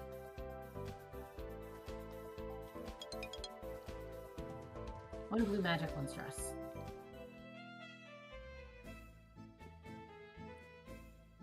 When I arrive at the gym, the room is dark. I guess there's no need for light this late after classes. Still feels a little bit spooky, but we probably won't be staying here long. Hey, Willow. Hi. Are you okay? You don't look so good. You're looking a little blue. Dabba dee dabba die. I mean sick. You might be sick. Not that you don't look good. I'm not sick. Not yet. I'm planning to be tomorrow. That sounds ominous. Not yet? I've been doing some research lately and I've found answers, but they're not good. There's no easy way to say this. What is it? What's going on? Well, my time is running out. What? No one wanted to tell me the truth. Hybrids don't survive. The demon in me, it's burning me up from the inside. I don't have the strength to contain it. I don't have to worry about what to do after graduation. I'm not going to graduate. You're dying? Well, in the end, that's what it comes down to. I feel like my stomach's just been picked up, rattled around, and set back in sideways. Dying. Dying. The words echo in my ears, each phantom syllable bouncing off another until nothing's left but a jumble of static. Damien's dying. This can't be happening. No, I won't accept it. There has to be some way to stop this. Well, the thing is, there is. What? Why didn't you say so in the first place? What are you trying to do? Give me a heart attack? There's only one way for me to gain enough power to control the demonic taint. Demonic taint. Someone has to willingly give me their soul. No, that says, give me air, soul. Yes, because they're trying to be non-binary. No. Remember back when we weren't using them and their, and we were using M and air instead? Yep. Yeah, that. Those were always stupid words and nobody liked them. That's why we don't use them all the time anymore. That's why we use Z and Zir now. Yeah.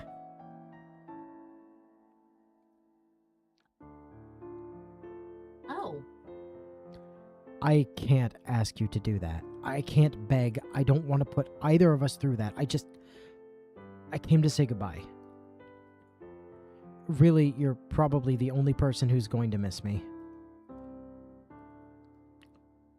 Damien, Don't say it. Whatever, whether you're sorry or you love me or whatever, don't say it. It doesn't matter now. You were my friend, and I enjoyed the time we spent together. That's all I needed to say. This is where it ends.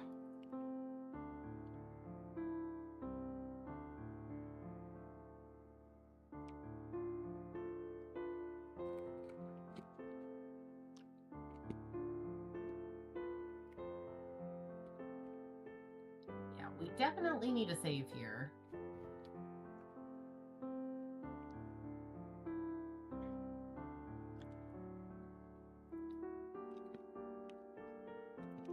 Because, personally, me, wouldn't sacrifice my soul for someone I've known for, let's see, September, October, November, December, January, February, March, literally 7 months. But you could, but you could fix him. But also, I'm really curious to see where this goes. Correct me if I'm wrong, you've not seen any of this before. I have never been this deep down the Damien route. No. When we were doing the Damien route to get to the Grabiner route as a rug pull for everyone. Remember back when like he came crawling back after he ditched you for like several months? Uh-huh. We had an emotional tirade at him and then tried to summon a demon and ended up getting married to Grabiner. No, true story. How does that work? Don't worry about it.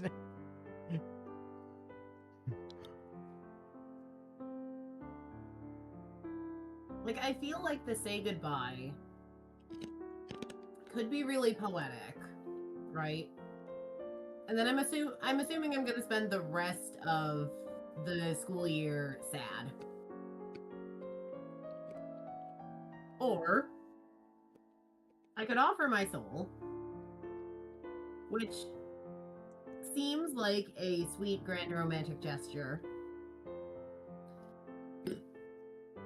And strictly speaking, the headmistress didn't say we can't offer our souls to others when she was giving the sex talk.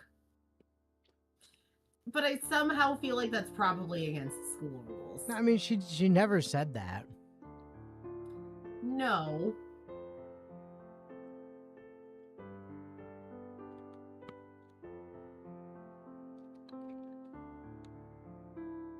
But I feel like I'm gonna end up in some trouble over the, offer your soul thing. But I have a soft spot for Sad Boy McDemon Boy. So, for now, we'll do offer your own soul. I suspect at some point we're gonna end up doubling back to do the say goodbye Hold on. path, but...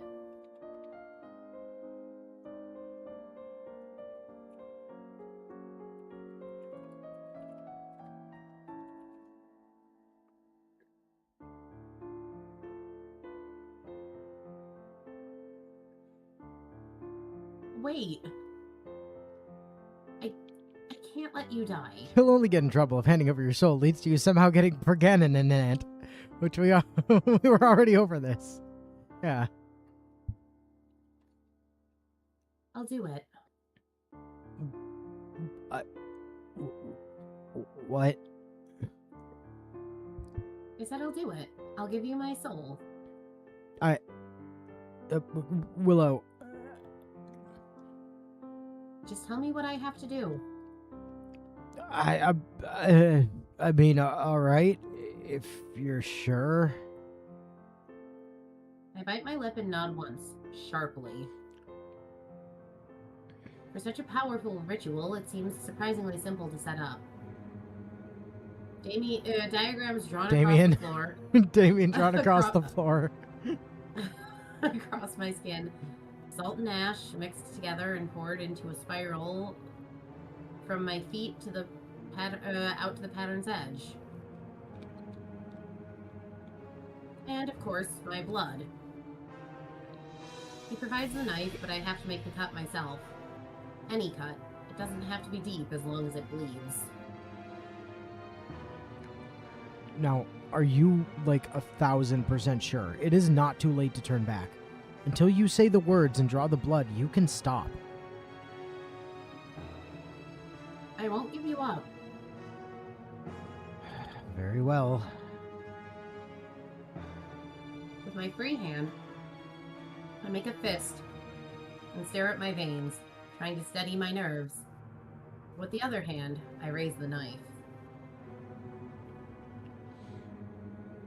I offer to you the essence of my spirit, freely and unconditionally. With this blood, all of my power is yours. Uncurling my fingers, I place the tip of my thumb against the blade and... slice. The cut itself isn't painful. I've had far worse scrapes from little accidents. The pain comes from elsewhere. A buzzing whirlwind inside of me that numbs and burns all at the same time. I can feel my heart beating faster, but my fingers won't move. Everything is frozen in place. The ache inside grows like pressure swelling under my too tight skin. I can feel great waves passing through me with every heartbeat, but only the tiniest trickle oozes from my wound. I'll burst. I'll explode. Little fool. You were so easy. What? I try to speak, but my mouth isn't working. My tongue's swollen up inside my teeth, and I can barely breathe. You look so surprised. Did you really think I loved you? Everyone warned you, but I made that part of my plan. Poor innocent Damien. Everyone's so mean to him. I could tell you fire was ice and you'd believe me. Every word I've ever spoken to you has been a lie. Every twist and turn, every little insecurity, all to make you give up by choice the one thing that I couldn't take. For the price of your soul, I get to become a prince. And now, Willow, you're going to die, slowly. All while knowing that this was completely your fault. My heart gives a painful lurch, and all the muscles in my body try to twist at once. I can feel the tension wrapping around my lungs and forcing out my breath. If I ride that wave, I may be able to speak a few words, but those words could be my last.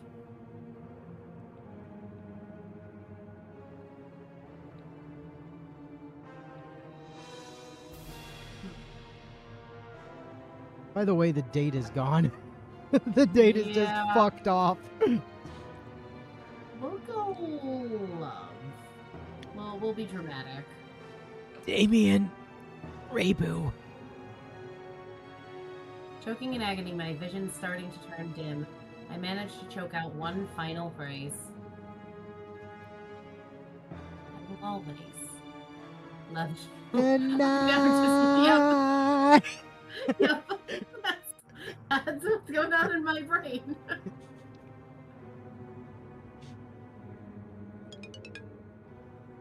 And then I fall into the abyss. Hey. Okay, so you lost all your smart, strong, cute, weird, red, blue, green, black, and white, but you kept your stress, your merits, and your money. It's good to know that when you die, you stay every bit as stressed as you were in life and keep any merits you earned, and you can, in fact, take it with you.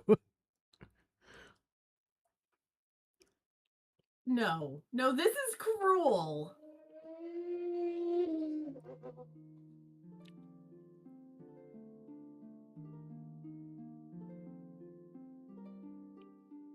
Oh, phew, thank God. Oh, okay. The next thing I know, I'm back in my room, in my own bed. My strong is massively down, though. Your smart took a hit, too. And your all of your shit took a hit. And your stress went through the fucking roof.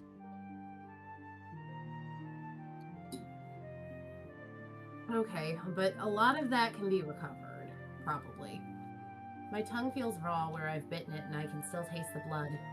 My legs and arms ache so much that I can't bear to move, and lying still isn't much better.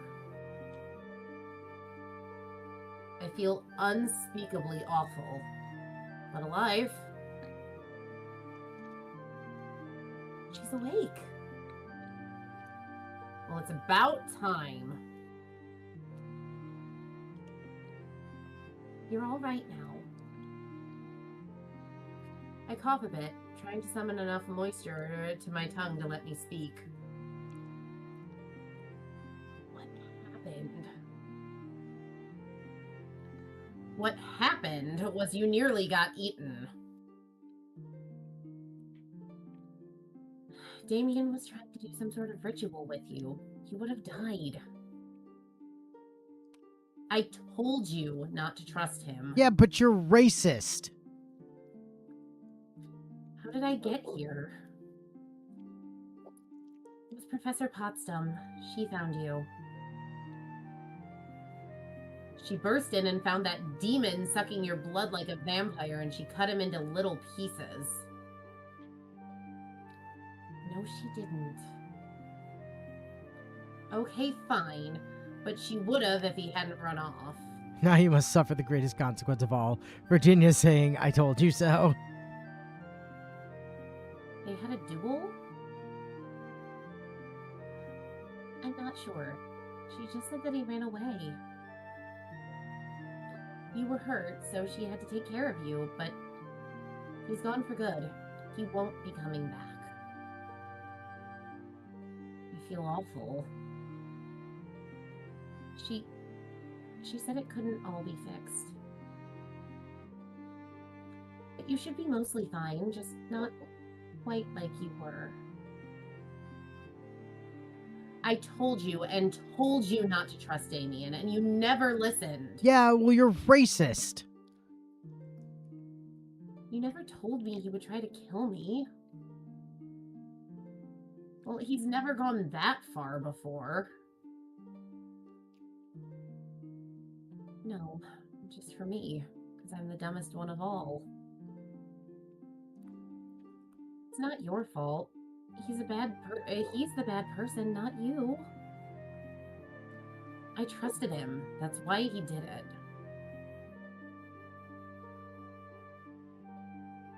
He did it because he was evil to start with. You didn't make him evil.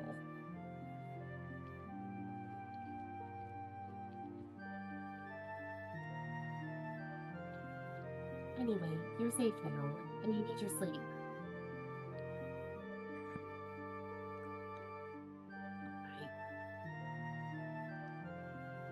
I'm alive.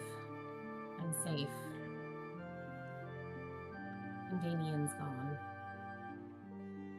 He can never hurt me again. I'll never see him again.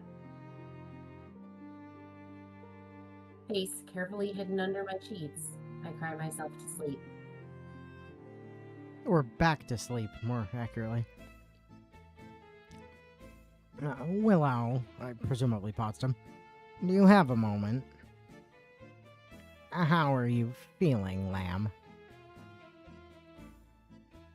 Sore, tired, like I should just go back to bed.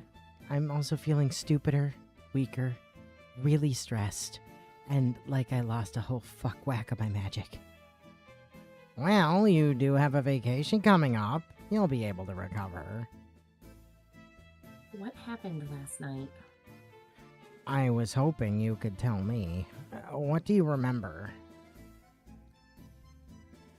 I lick my lips and take a slow, deep breath. Damien told me to meet him in the gym late. He said not to tell anyone. When I got there, he said that he was dying, and that he needed my soul to live. No, he said he needed a soul to live, and that he wasn't going to ask for yours, and then you offered it anyway, like a dumbass. I just wanted to save him. Oh, you consented. I thought I loved him. I'd have done anything for him. Well, that means that he has not committed a crime. What? But he lied to me. Did you know that what you were doing would cost your soul? Well, yes. Did you put any conditions on that bargain? Did you demand anything in return? Well, no. He told me what to say and I trusted him. Well, by magical law, it is a valid contract. That mean I still owe him my soul? Oh, there are always loopholes. You made the offer, but he didn't complete the ritual. What did happen? I can't remember anything after that. He was holding you down inside the circle, and you lost consciousness. When he caught sight of me, he simply panicked. He pushed you away, destroying the pattern, and teleported out of the grounds. It seemed more important to look after you than to try to follow him. I am sorry that I didn't arrive earlier. I was expecting something of the sort, but he slipped past my detection. In the meantime, don't worry. Now that he's no longer a student here, we can update the school wards to exclude Cambions. He will not return to trouble you. But you said it wasn't a crime, what he did. It may not be a criminal matter, but stealing another student's soul is still expulsion-worthy behavior. It's in the school guidelines. No trying to eat other students' souls. And if that isn't in the official school rules, I'll just add it myself. I am the headmistress, you remember. She pats me on the shoulder. Try to go about your normal routine. Everything will be alright. It's not that easy to be comforted. Or to forget.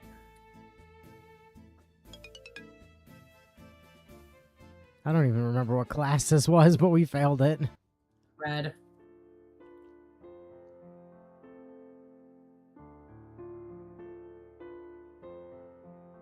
I lie back on my bed with a sigh. What a day. Are you alright? You don't look so good. Just tired. You're sure you're not sick? I'm not sick, and I'm not going to give you my germs. That's not what I meant. Just don't work too hard and forget to rest. We have an exam tomorrow. Did I forget to tell you? You telling me not to pay so much attention to school? Sounds like something Virginia would say. Well, maybe you take it more seriously then. I study hard, but I know that if I get too tired, I'll forget things. There's no point in studying if you can't remember what you've learned. I suppose.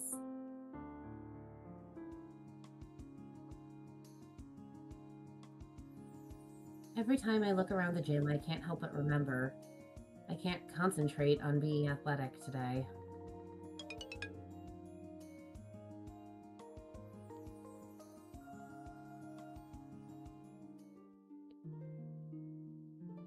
Hey, Willow. I heard about what happened. Oh. Great. Now I'm gonna get a lecture on how stupid I've been. You alright? No, Ellen, we had a chunk of our souls sucked out with a silly straw. It'd be a miracle if we did feel alright at the moment. Are you okay? Do you want a hug? Yes? He wraps his arms around me, tall and strong and comforting, and pets my hair while I cling to his robes. Shh, it's okay. It happens to everybody. Everybody nearly has their soul sucked out by a demon.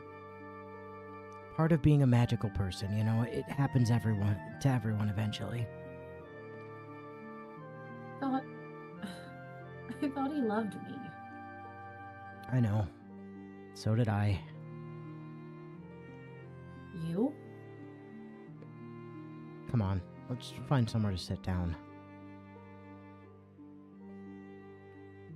We step into one of the classrooms where William pulls out and reverses a couple of chairs for us. You know I was a Falcon as a freshman, right? Yeah? Damien lived next door to me. He was the first person I met when I got here. The first person I met, someone I didn't know already. He looked a bit different back then. He hadn't grown his hair so long yet, but he was still this gorgeous, exotic creature who seemed to know 1,000 secrets. It was so easy to go along with whatever he wanted. He always had ideas, always had a good story, and honestly, I was flattered by the attention. He said he'd never really seen a boy before me. He had me wrapped around his finger. After he got what he wanted, he changed. Suddenly I was nothing to him, and I didn't take it well. I didn't want to believe how easily I'd been fooled. I pursued him, and he taunted me. He made up all kinds of horrible lies about me, about my family, crazy things. I didn't know what to believe. Like mind games. And I let it get to me. In the end, what it came to was me punching him in the face with 12 witnesses while he was laughing at me. So you see, this is just the way things go with him. He makes people crazy. If I'd ever imagined he would go this far. Yeah, I guess no one expected this. If you need anything, if you want to talk, or you want someone to go places with you for protection, just ask. Thanks. I'm not sure how much it helps. Well, at least you can commiserate with another one of his, past paramours. In the morning, all three of us are busy trying to organize our belongings before we leave for the holidays. Are you going to the play tonight? The musical? Probably. If I remember where I put my change. All right. Tickets cost money. Hello?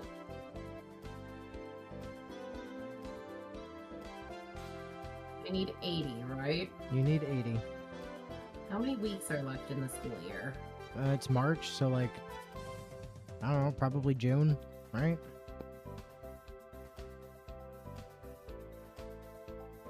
Like late June, end of June. I'm gonna regret this. Sure. We'll go. Yeah, I'll be there. He made up all kinds of lies about my family, like saying my sister was a racist bitch. Can you believe someone would say that about Virginia? Well... Tomorrow I'll be home again, and then there's only 1 month of school left. Oh, there you God go. damn it!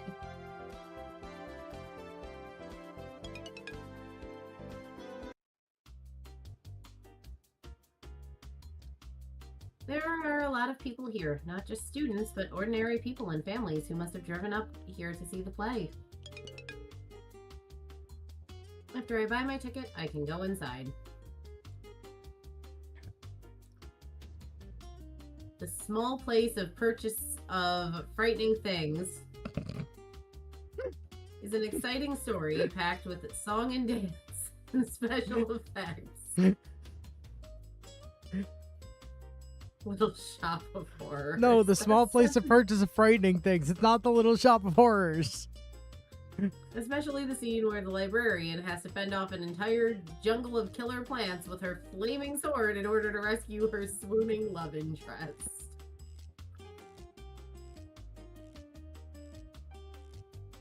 I don't know a lot about music, but the songs are fun and keep things moving. Unfortunately, by the end, it would appear that the world is doomed, but thankfully, only the world on stage. And then it's time to go. But there goes all your stress, so yay!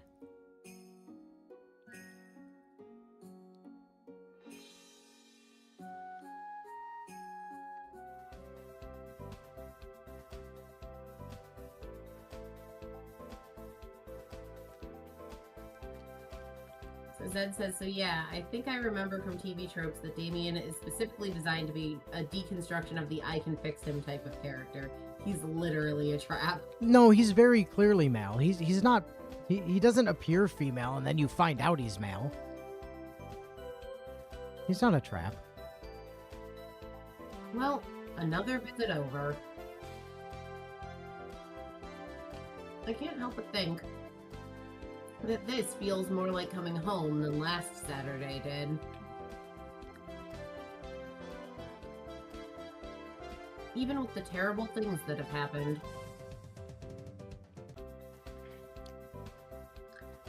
It was good to get away for a while. To sleep and relax and forget about how things went wrong, but at the same time it was stifling. No magic, no one to talk to who would understand.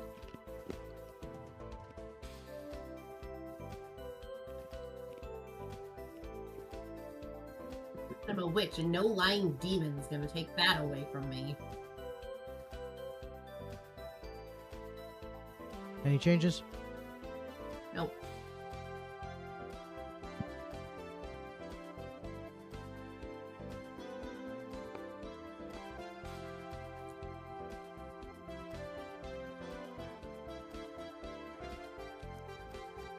Red, red, blue.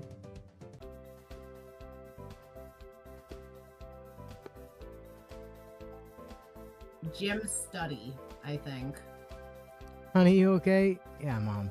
You sure? You have a sort of my demon ex-boyfriend stole half my soul look in your eyes. How would you even know that look? So operas.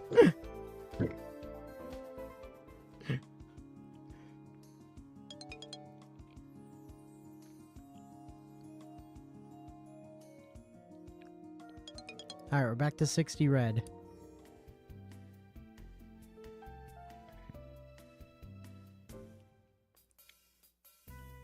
There's someone standing at the door to my room.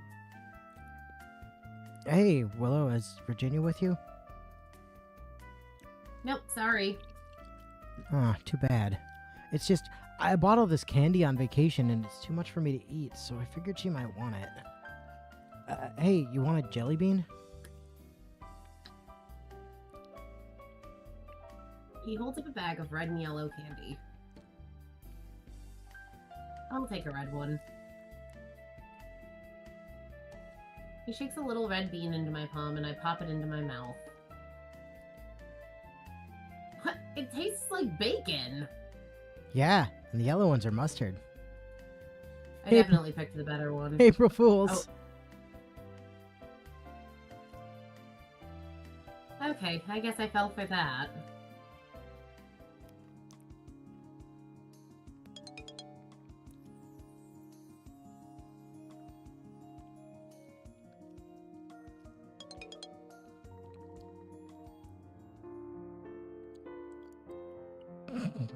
I feel a slight chill as I look around the gym. It's so bright and cheery in here now, but over there, in that corner, I was betrayed and nearly died. It's hard to remember precisely what happened that night. And I wasn't awake for all of it. But what I can remember still gives me nightmares. Oh my god, you can Oh. use your white magic. It When could has finally white do magic ever something. gone well It could for me? finally do something. When has white magic ever helped? That said, we're pressing the white magic never helps anything button. Yay! It's better to face my demons than to run away from them, right? Let's see what a spell turns up. You want a jelly bean? Sure, I guess. Cool. You want a yellow one or a red one? One hand, the color yellow fills me with immense disgust, but red fills me with unfathomable rage.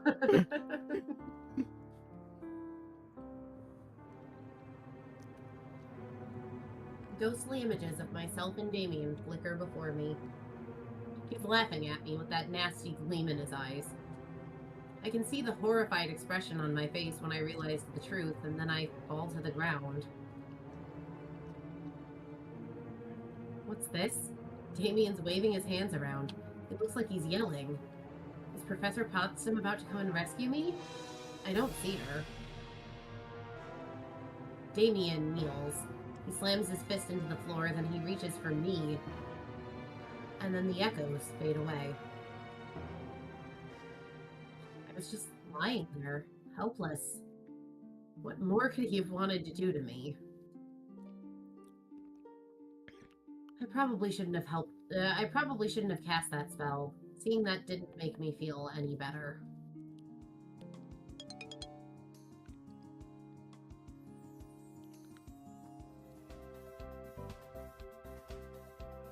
All right, you got your $5.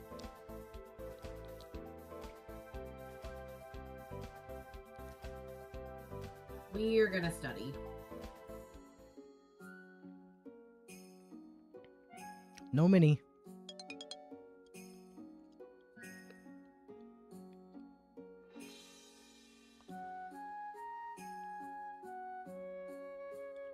It's a nice day, so I decide to go for a walk outside. Plenty of other people have had the same idea. I can see a couple of girls, horses by the capes, out for a jog in the distance. I point at them and introduce myself in the traditional horse way of pointing and going, "You're a horse."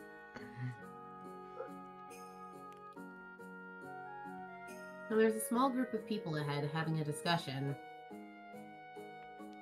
No, an argument. Did that guy just shove somebody? I walk closer to see what's going on. Oh, it's Jakob. A mindless, violent twit. Then no, I don't. Yo, please, just let it go.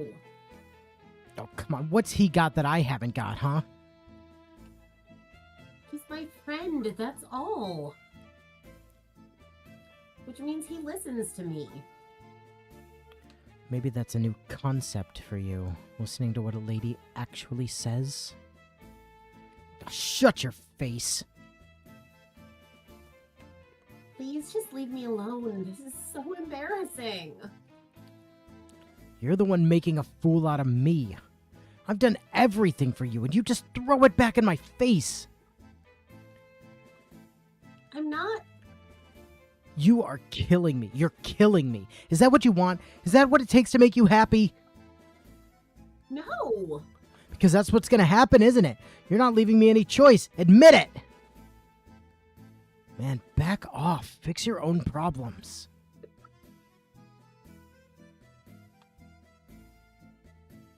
Joe glares at the two of them, his lips curling in distaste. Next time, you're not getting away. His fists still clenched, Kyo turns and walks away from Minnie and Jacob. Which means, purely by accident, that he's walking towards me. Hi, Kyo. Get out of my way. I'm just gonna get out of his way. You could fix him. This is your chance. You can try again. Nope, I'm just getting out of the way.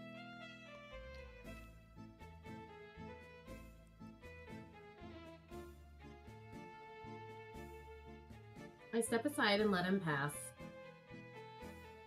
This isn't any of my business, and I probably shouldn't interfere. Ooh, I really like the ranger, Zed.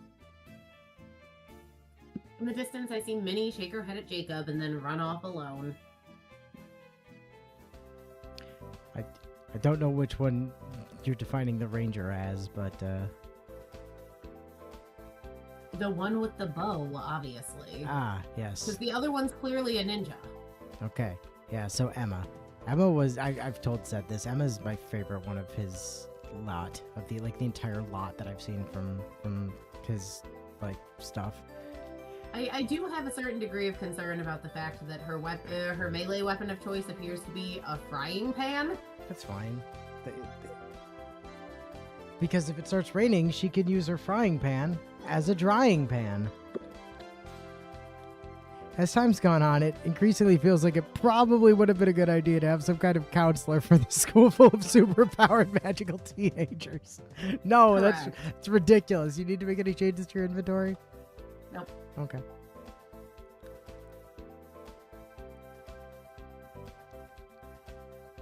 Okay. I want to get my blue back up to 60. So we'll do blue twice. Blue twice. Okay. 3 blue. No. Then I think we're going to do gym, study, sleep. Blue, gym, study, sleep. Like, I want... Gym, study. No, gym, blue, gym, Right. study, sleep. Yeah, that's what this is. Yeah, for a second I thought you still had a third blue in there. I mean, I could put a 3rd blue in there somewhere, but then we don't have enough room for Stop everything. that. It was blue twice. You mean, yeah, you're right. It would be 4 blue. Is what she said. Blue twice. Blue twice. I think you just keep sending her back to the site of her trauma. You're like, yo, go to gym class. Listen, I want her to have at least 15 health for whatever the fucking final exam is.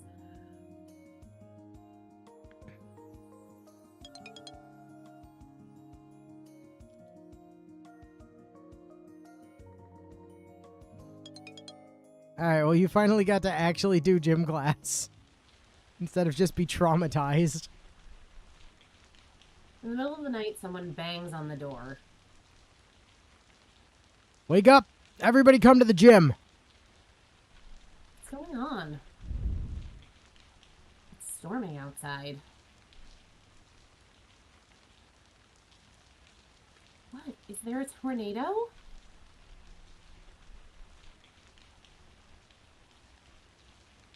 No, it's the Thunder Dance. The Thunder Dance! What? Thunder Dance! Ho! Get your shoes on. We have to stomp. Human, won't you try spider stomping?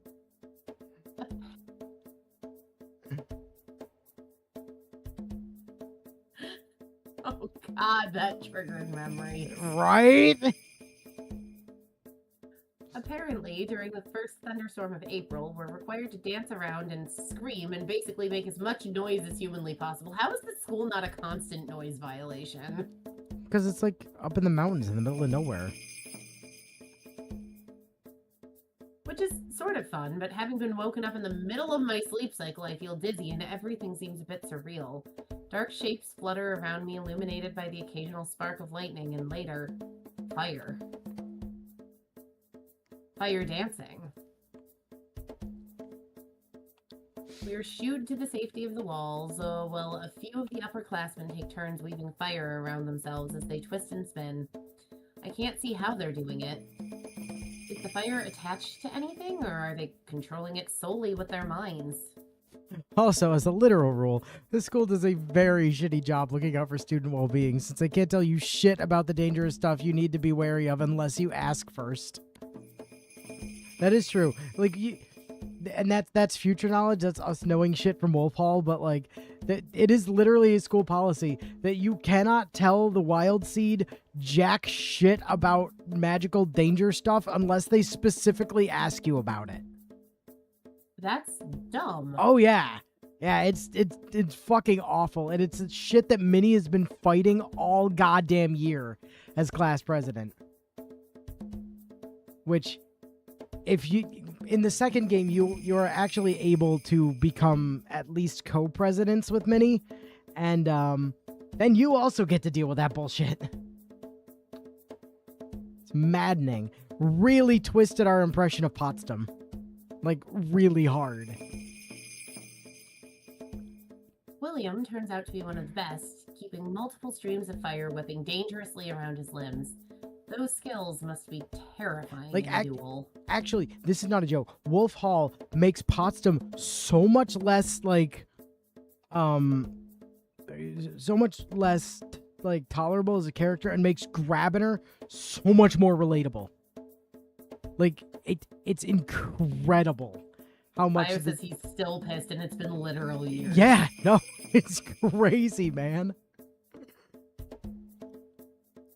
But for the rest of us, there's only stomping and howling until we collapse from exhaustion and we can finally go back to bed. On the floor of the Gaim.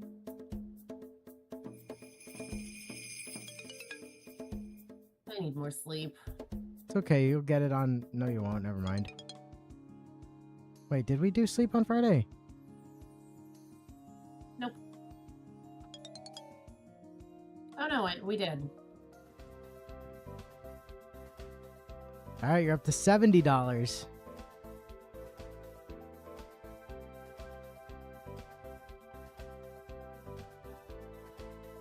Hang on, checking something. Yeah, that's fine. So we're gonna go study.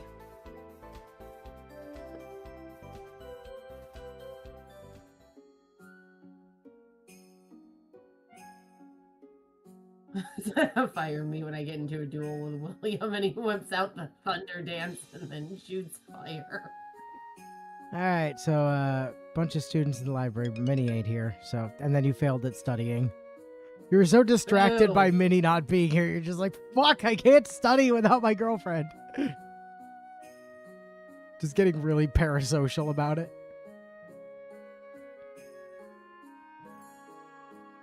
Lovely day, so I go on another walk across campus and inevitably overhear more people's drama. In the distance, I see Kyo and Minnie walking arm in arm. I guess they made up. Duck!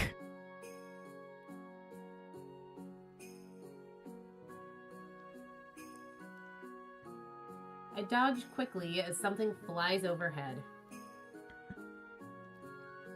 Whoops, sorry about that. She retrieves her soccer ball. Even in this game, you occasionally get moments where it's very clear that Grabiner is openly pissed at Potsdam's general approach to how the school is run, but can't do anything about it. Yeah.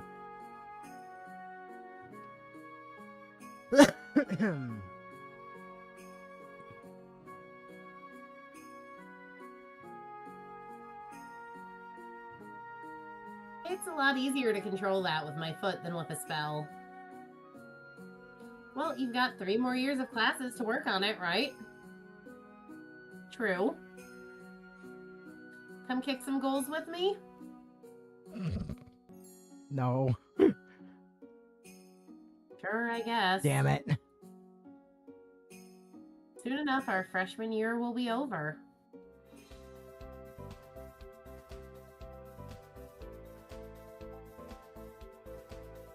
Okay.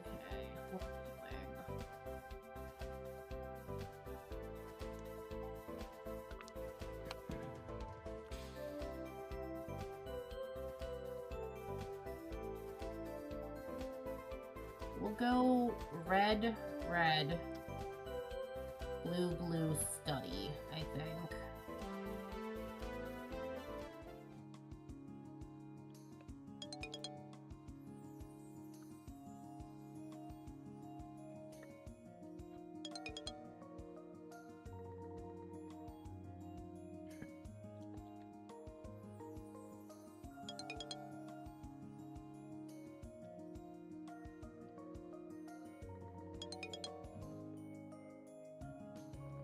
Potsdam is designed to be a realistic take on the hands-off teacher, makes the school fun by going.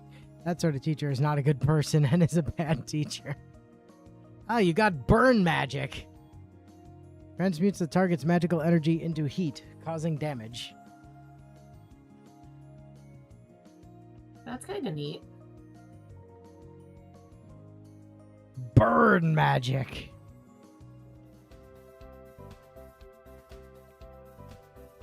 I noticed that Ellen is still in bed. Well, after her usual time to get up on a... Oh, sorry. Well, after Her usual time to get up on a weekday, but I feel like the comma there that could is have placed better. no, it's placed exactly where it's supposed to be. The way that you read it would have been if the comma was after well. But regardless, she's still in bed, which is odd. Are you feeling okay? I'm fine, just staying in today. You're slacking off? Maybe I'm rubbing off on you. Phrasing? Today's Good Friday. Oh, right. Ellen's Catholic, huh? Oh. That's not an official holiday here, though. I know. I just thought, well, I thought it'd be nice to have a quiet day. I guess that makes sense. Like, not only does this school by design twist your arm into giving up your past life to enter magical society, it also doesn't actually do anything to prepare you for magical society to begin with. Nah, man, figure it out. Did you hear? Hear what? There's a rumor that Damien's been seen in town. What? I thought he was supposed to be gone forever. Well, he can't get back on campus, obviously.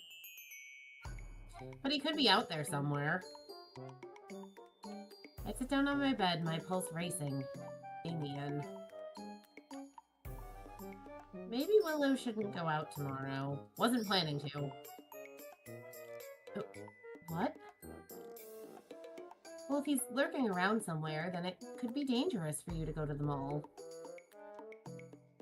Pretty sure they just really enjoy using the memory erasing shotgun and built the rules so they can keep memory blasting rando noobs.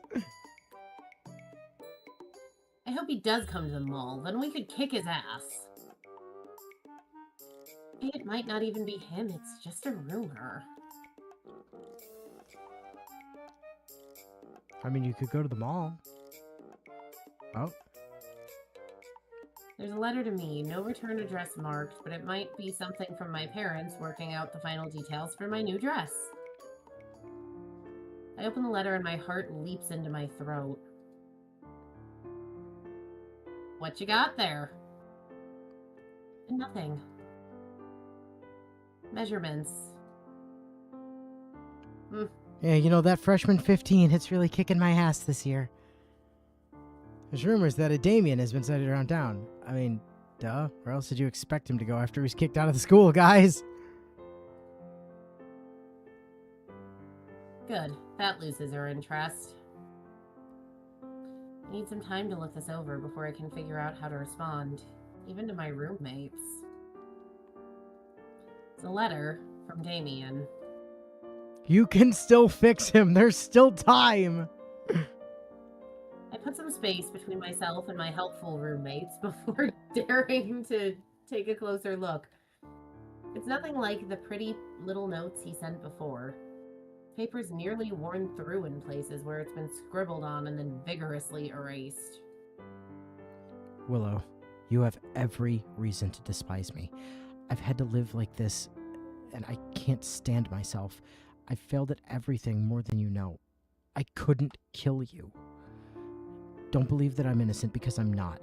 I wanted you dead. I should have killed you. Everything I said about dying was a lie, but you poisoned me inside all the same. I have to see you. I need to talk to you. Please, I am going mad. I've tried to reach the school, but I can't. I have to see you. You have to come to me. You must feel this way too. I will be waiting for you tomorrow in the woods beyond the gate. You can reach them on foot. I swear by earth and ancestor and spirit, if you come to me tomorrow, I will not harm you. Yours in agony, Damien. If giving up half your soul didn't fix him, then surely giving up the other half of your soul will do it for real this time.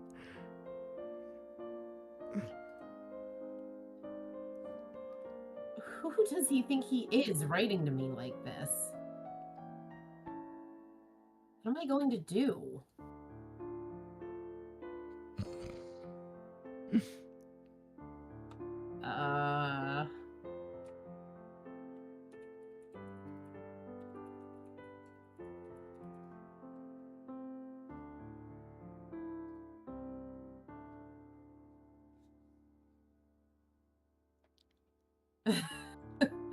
Big Willow, what would you pick? Well, she already fucked that up by offering her soul in the first place, so we are beyond the realm of like Yeah, technically Willow we're living way off what vicariously I through would her do. character already. So Yeah. Well, we departed from what I would do, like, major choices ago.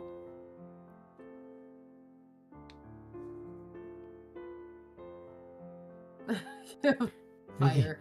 I feel like the answer should be give the letter to the faculty, but then Potsdam would just be like, sucks to suck, maybe you should try to fist fight him to death.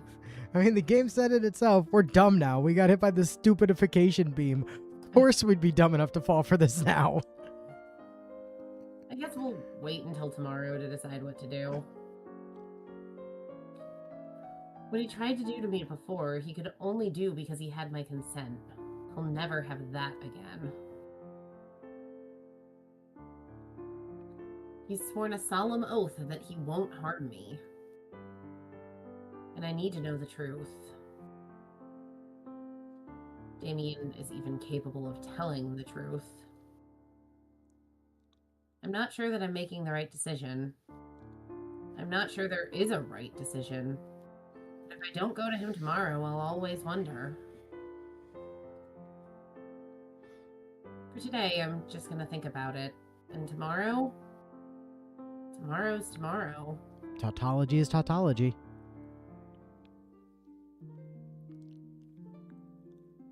A night of thinking about it hasn't made it any easier. Damien gonna hit you with the I had my fingers crossed when I gave you the oath, though it doesn't count. I didn't sleep well. My nerves gave me nightmares with blue hands reaching for me. Who the hell is Loretta, Lat?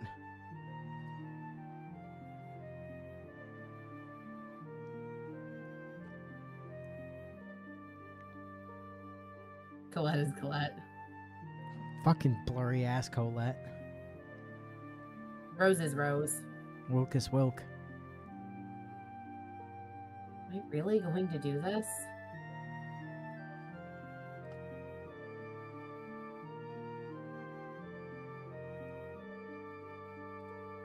Again, this is a very different Willow versus dumbass character we're playing here moment. Like, I would tell literally any student I work with that in this sort of situation, talking to the teachers or the professors would be the best thing that they could do, because they're staring down a very clearly dangerous and risky situation. No, the professors aren't. You are. Professors are fine. They're not involved in this.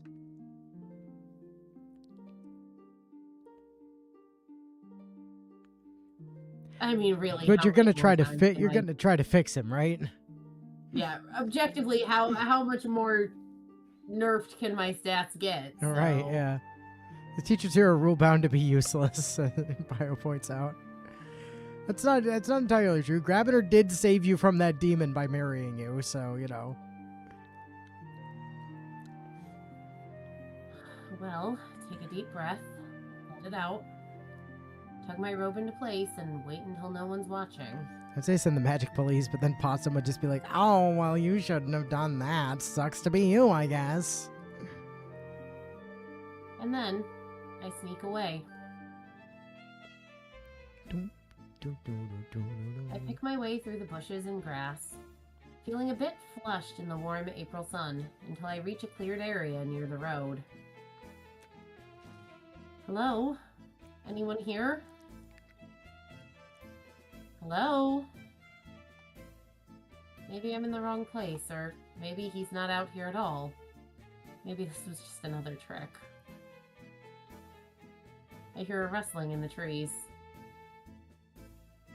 Damien?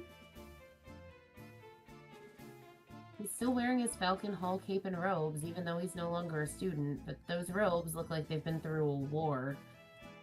They're ripped around the edges, battered with mud, and speckled with stray leaves and twigs. It's actually super against the wizard law for Wild Seed to call the Magic Police on April 20th. True story.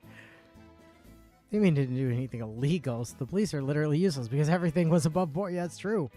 He didn't do anything illegal. He also does look remarkably well for someone who's been scrounging around in the forest for the past couple of weeks. Yeah. Unfortunately, due to the art budget, he doesn't get a new sprite to support this war. His hair has gone stringy and lank, and his face is thinner. No, it's really not, but okay. Willow. What happened to you? Wait, don't tell me. You decided to roll in the mud before coming to meet me so that you'd look more pathetic? I've been waiting for you. You couldn't have waited somewhere more comfortable? I can't be around people right now. I needed to see you. Well, you've seen me. He just stands there, staring at my face and says nothing. What is wrong with you? Who do you think you are? You tried to kill me. No. What do you mean, no? I meant to, but I couldn't. I couldn't go through with it. You're such a liar. The only reason I'm not dead is that Professor Potsdam stopped you. That dotty old fool had nothing to do with it. We've been playing cat and mouse for years. I knew she was watching me. I laid plans to obscure her scrying. She would never have found you in time. He shakes his fist in front of his face. Every drop of your magic would have been mine. Should have been mine. Except that you would have been gone and I couldn't let that happen. How could you expect me to believe that? Because it's true. Every word you've ever said was a lie. Except these ones. Haven't you ever heard that the truth makes the best lies?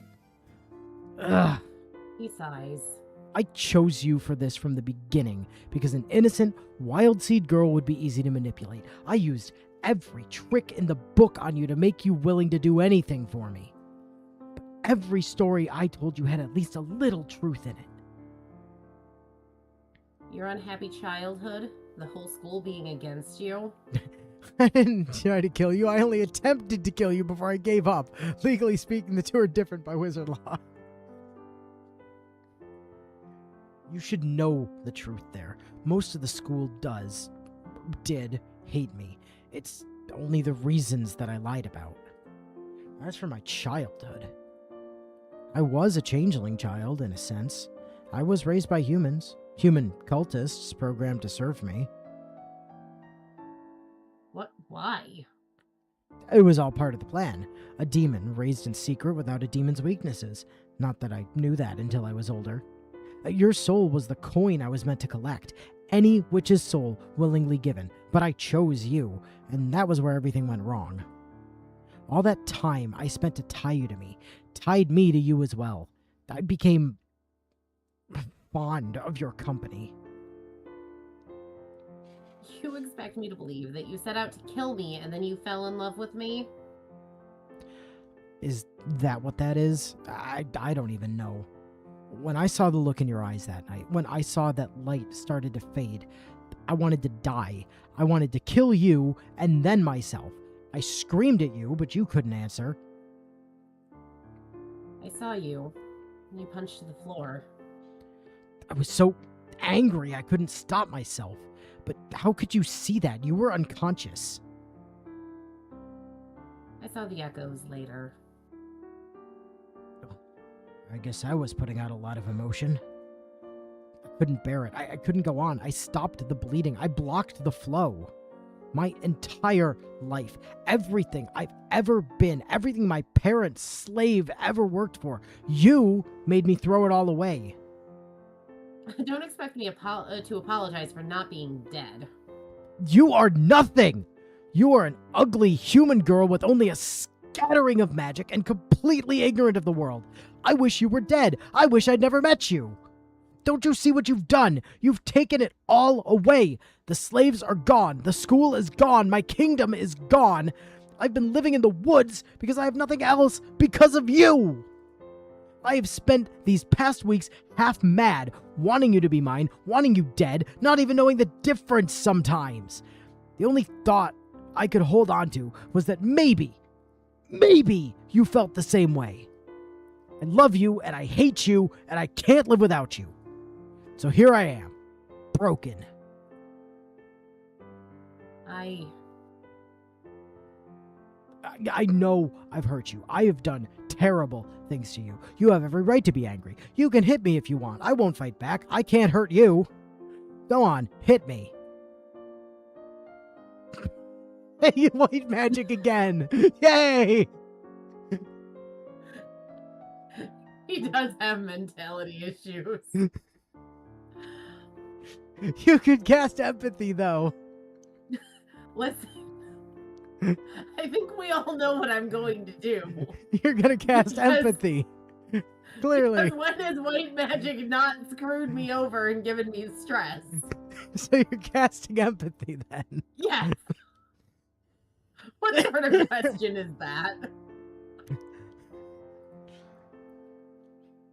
Is that a trick? If I hit him, will something new and horrible happen to me? Notably, he's directly quoting Mr. Darcy from Pride and Prejudice in this speech. He is not. I was gonna I'm say, sorry. I'm pretty sure Willow would have picked up on that. He's using similar language. But pull up the dialogue. I do not know how. You've done it before. There's Yeah, an option I somewhere. know, but I can never remember where it is. Like, I literally don't actually know how to do that. Like, I could scroll backwards, but that's awkward.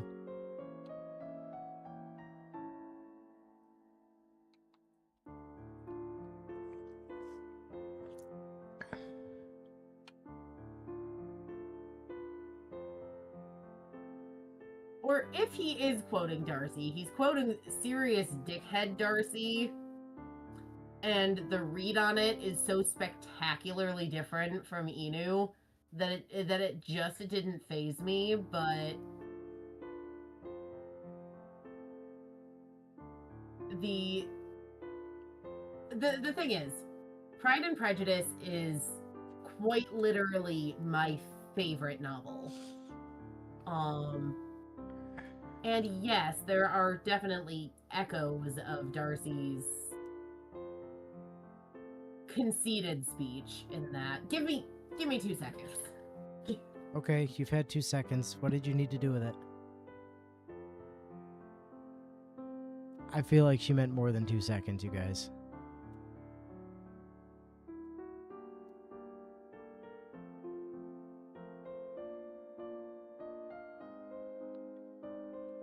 By the way, happy 420, everyone.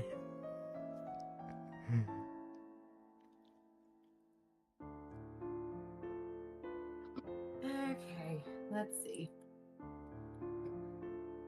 Let me see here. I literally went to go get my copy of Pride and Prejudice. It did take you more than 2 seconds, to be Alright, clear. where the hell is Hunsford? Nope, that's Miss Gardner, so that's definitely too far. The regiment. No, so that's still too far forward.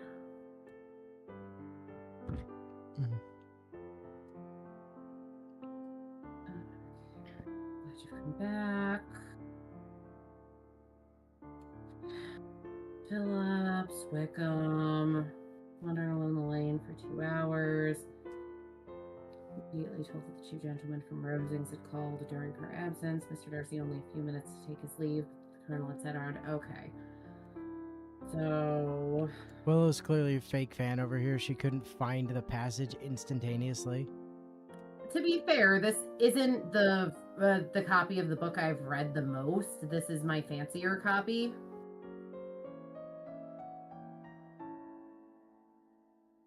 Let's see. Oh, there it is. Okay, so the exact quote.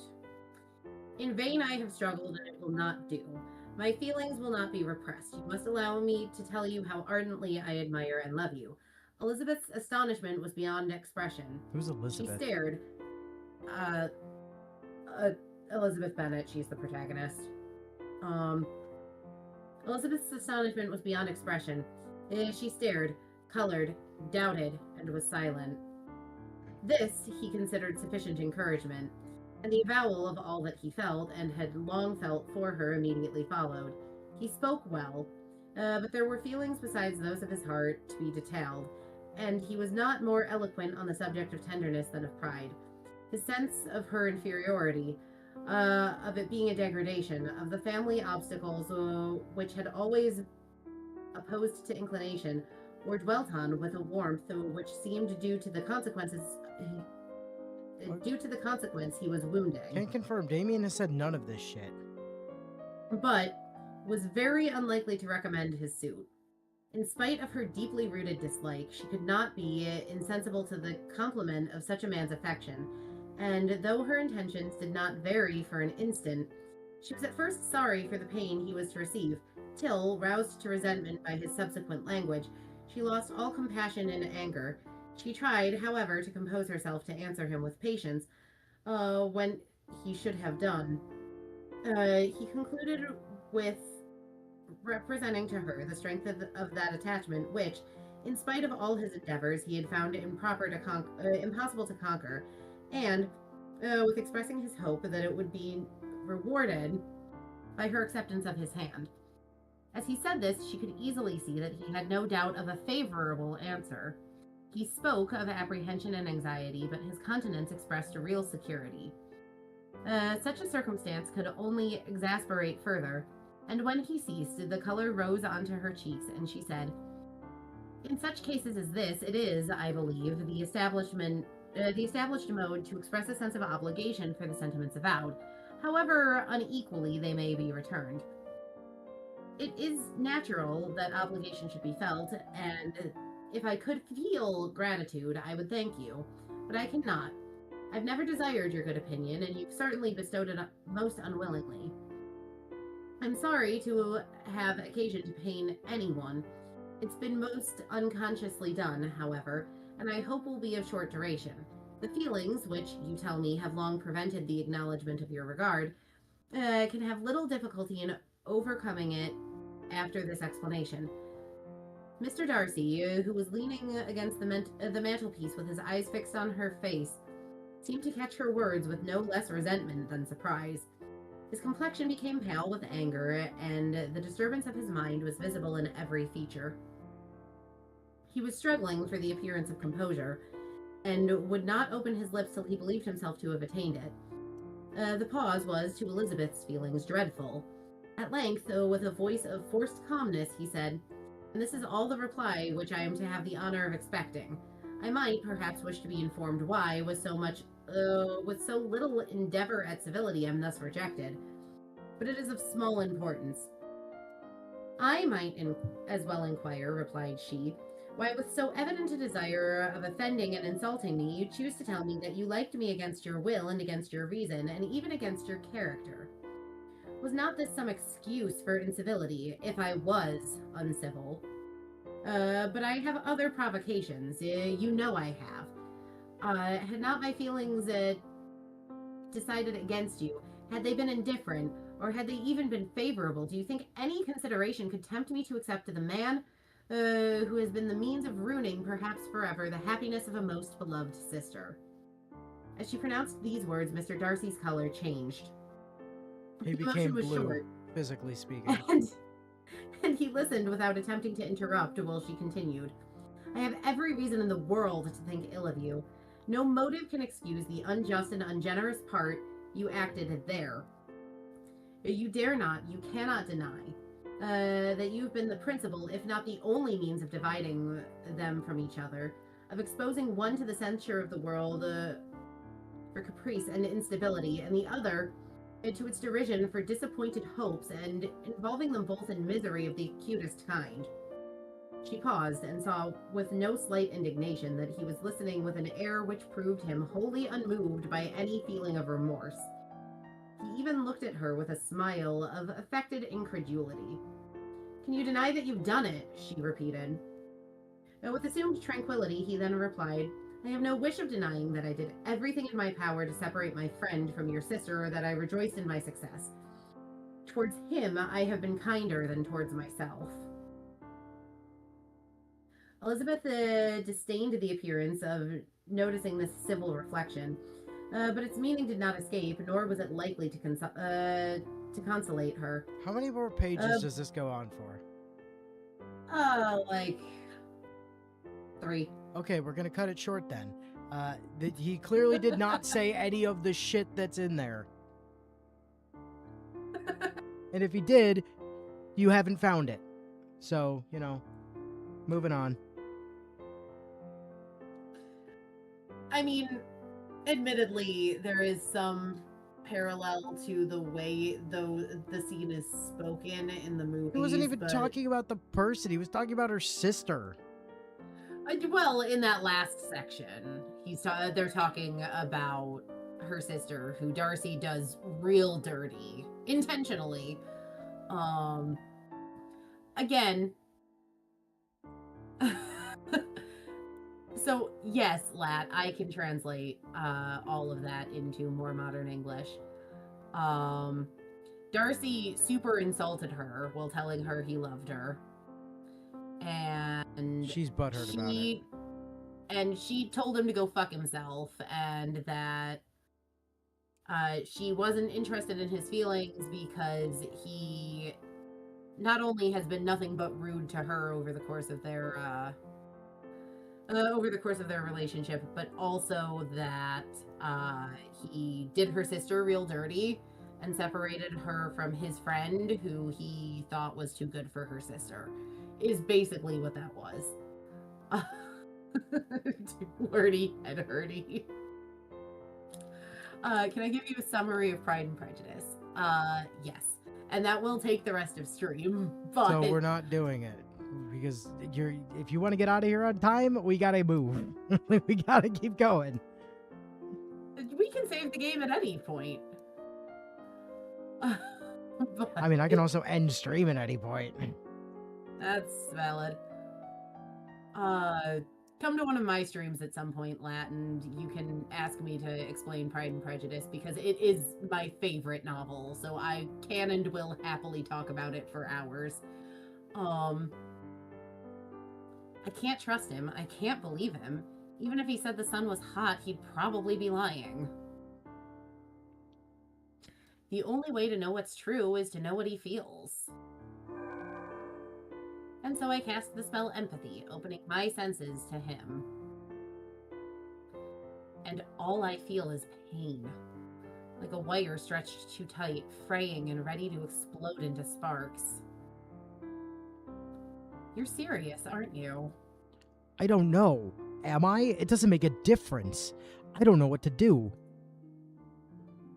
You could tell me what you're turning over. You could tell me that you're turning over a new leaf and you're only going to fight for good from now on. That's not even a good lie. What do you want from me? To know that you still have feelings for me, to know that I'm not alone.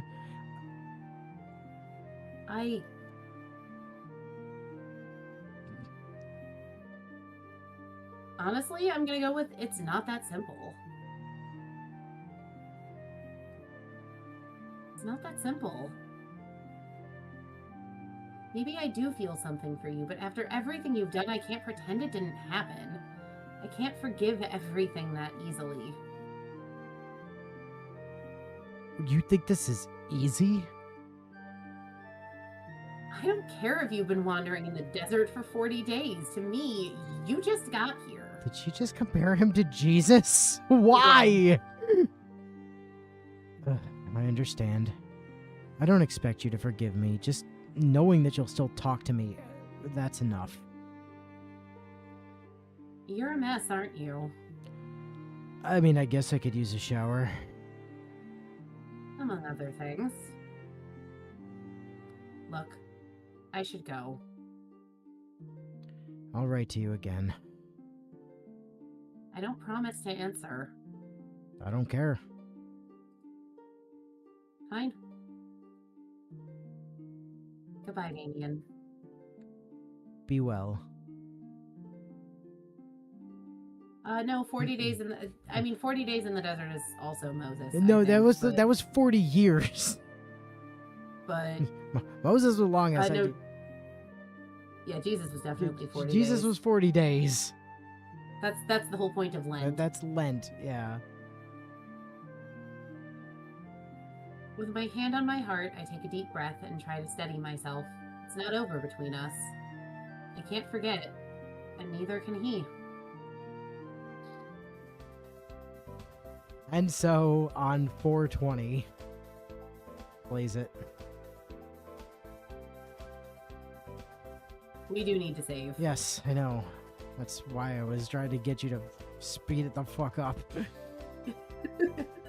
But basically, since I now have 3 minutes, Pride and Prejudice, the short version, is it's a story of characters struggling with their own preconceived notions of each other. Yep, that's the short version. Elizabeth, So now you're making it the long version. That was the short this version. is still the short version. No, the short version was what you just said. Now you're making it the Again, least medium length version. I've written 20, 30 page college papers on Pride and Prejudice. If it's something I could fit on one page, it's the short version. No, that's still the medium length version. The short version is one sentence. You did that. You accomplished that. Congratulations. That's Will. Also, Will had to ask, how do you like the latest? Oh yeah, is that about the Let me OCs? take a look at that. You mean like Zed's on your team trying to distract me from talking about Pride and Prejudice. is that the? Is that, Oh, I quite like that sketch.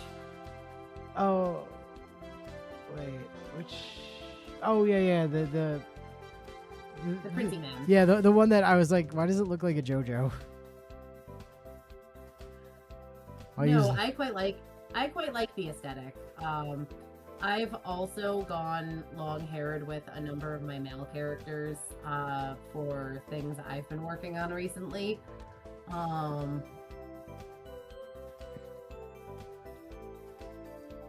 But yeah, for anyone curious, if you ever want to know anything about Pride and Prejudice, feel free to pop over to one of my Skyrim streams and just in chat, hey Willow, Pride and Prejudice, and I guarantee you it will pretty much cause me to stop whatever I'm doing in game and literally go on like a 20-30 minute tangent about Pride and Prejudice. Because, and I know you guys cannot see it, but I am literally clutching my special edition leather-bound silver page edged copy of the book to my chest because I love this book so much. Like, I really and truly like Shakespeare is one of my favorite poets and playwrights, but Jane Austen writes really, really, really beautiful novels. And also, she talks with monkeys. No, that's Goodall. Oh, well, whatever. She hangs out with Tarzan. No, that's also Goodall. Well, her last name wasn't Goodall, surely. That's who she was based off of. Yeah, but this wasn't her last name. Her last name wasn't Austen either. It might have been. Lois. Yeah, Lois. Or Louis or something. No, that's the name of the male character he gave us the sketch of. I know what Zed's talking about there. But yeah, Pride and Prejudice is great. Jane Porter is from Tarzan. Thank you, Zed. I can almost do the entire first page of Pride and Prejudice from memory. It was a dark and stormy night. No. Wait, no. No, it's a truth universally acknowledged that a single man in possession of a large fortune must be in want of a wife. Is the Sorry. starting sentence. I started with it was dark and stormy night, then I went to like I went to the start of the B movie script was the next thing that popped into my head. Why do you know any of the B movie script? I can't think of the B movie script beyond the Because it's like, meme to hell. we're all cousins. What? No. Yeah, I mean, the start of the B movie script is, yeah, I mean, it's been copy pasted everywhere, you know? According to all known laws of aviation, there's no way a bee should be able to fly. Like, that's literally it's the first line of the B movie script. Yeah, no, I know a lot of scenes from Pride and Prejudice, kind of verbatim. Dark and Stormy Night comes from House on a Haunted Hill, I believe. I believe so. But I think I've maybe watched the B movie once in my life. It was the best of times. It was the worst of times. It was the age of wisdom, the age of foolishness, the epic of belief, and the epic of incredulity. Season of life, the season of darkness. Is that Great Expectations? Nope. Spring of hope, the winter of despair. We had everything before us. We had nothing before us. We were all going direct to heaven. We were all going direct the other way. In short, the period was so far like the present period that some of its noisiest authorities insisted on its being received for good or for evil in the superlative degree of comparison only. I know the quote. Of course you do. I'm just struggling to place it.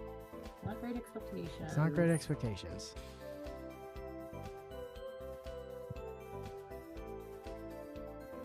Not Wolf of Wall Street, but for whatever reason, that's what's It popping is up in my absolutely brain right not now. Wolf of Wall Street, no.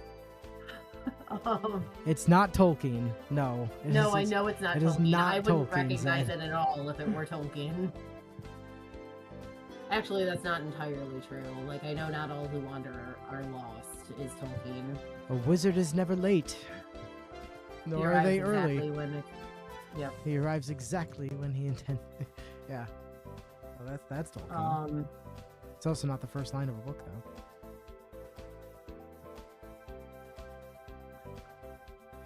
Can you at least put in author on it, Willow? That's where my brain is right now. Is I'm like spinning through classic authors. Oh, Tale of Two Cities. Yeah, Zed Yep. cheated for you. Yeah, it's Dickensian. Yeah, that was my brain was thinking Dickens, but for whatever reason I was struggling to come up with anything he'd written other than Christmas Carol. Yeah. Other than that, my brain was like, nope.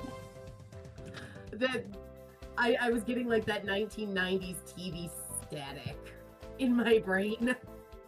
No, Christmas Carol was, I'm pretty sure. Yeah, I know Great Expectations is also Dickens, but I was already told it wasn't Great Expectations. Yeah, I mean, you had the you had the author right out of the gate, right? But did Christmas Carol really start like in media res? Like, I think the first line there was just Marley was dead to begin with.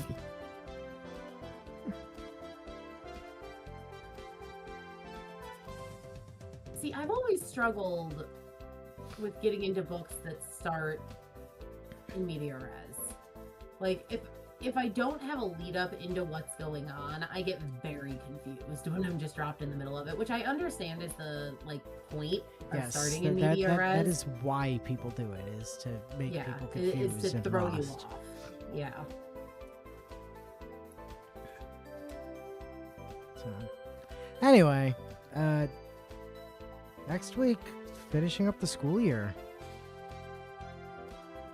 And then probably seeing what some of the other ways I get to tell Damien, hey, fuck you, are. Well, that, or could always just go do the Wolf Hall side as well. See what gay options you get us into over there. Now, see, I feel like if we were gonna do that, though, the better way to do that would be to bring our pseudo sister Mercy into the chat, have her sit next to me up in the office. Because if there's anyone that's gonna make the gayest of gay choices, it's gonna be Mercy.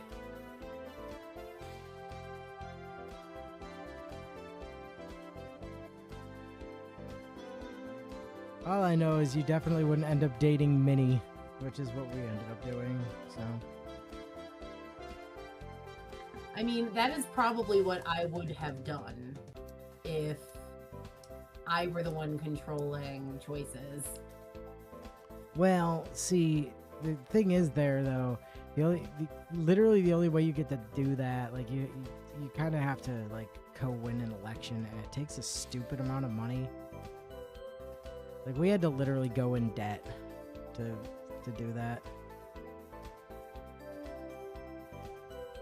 We dated Ellen the first playthrough of Horse Hall, yes. By accident, like, we weren't planning to, it's just kind of how it worked out. We did Ellen, we did Grabner, and I'm pretty sure we did Donald on our third playthrough of Horse Hall. And then Wolf Hall, we just did Mini. We only did the one playthrough on Horse Hall. I was talking to Baz about it, and we might have to circle back around and do another run of that at some point. We always intended to. Just other stuff came up. Bio says yes, it was Donald. Yeah, I thought so. We made a snowman. That's true. There's a snowman that got made. At any rate, it is past time. Yep. So my parting words to everyone are going to be: go read Pride and Prejudice. It's in public domain, so it's available in full online for free. It's also incredibly word dense, so, you know. In case you didn't pick that up from her reading like 6 pages of it. That was 2.5 pages, and It felt very like small book. felt like 20. We made a snowman, spent an inordinate amount of time recounting that story you bring up every time a snowman is on. Oh yeah. Good old Sir Richard Johnson Esquire III. Yeah. Anyway, that's a story for like several years ago. So, till next time. We'll catch you guys later. Bye.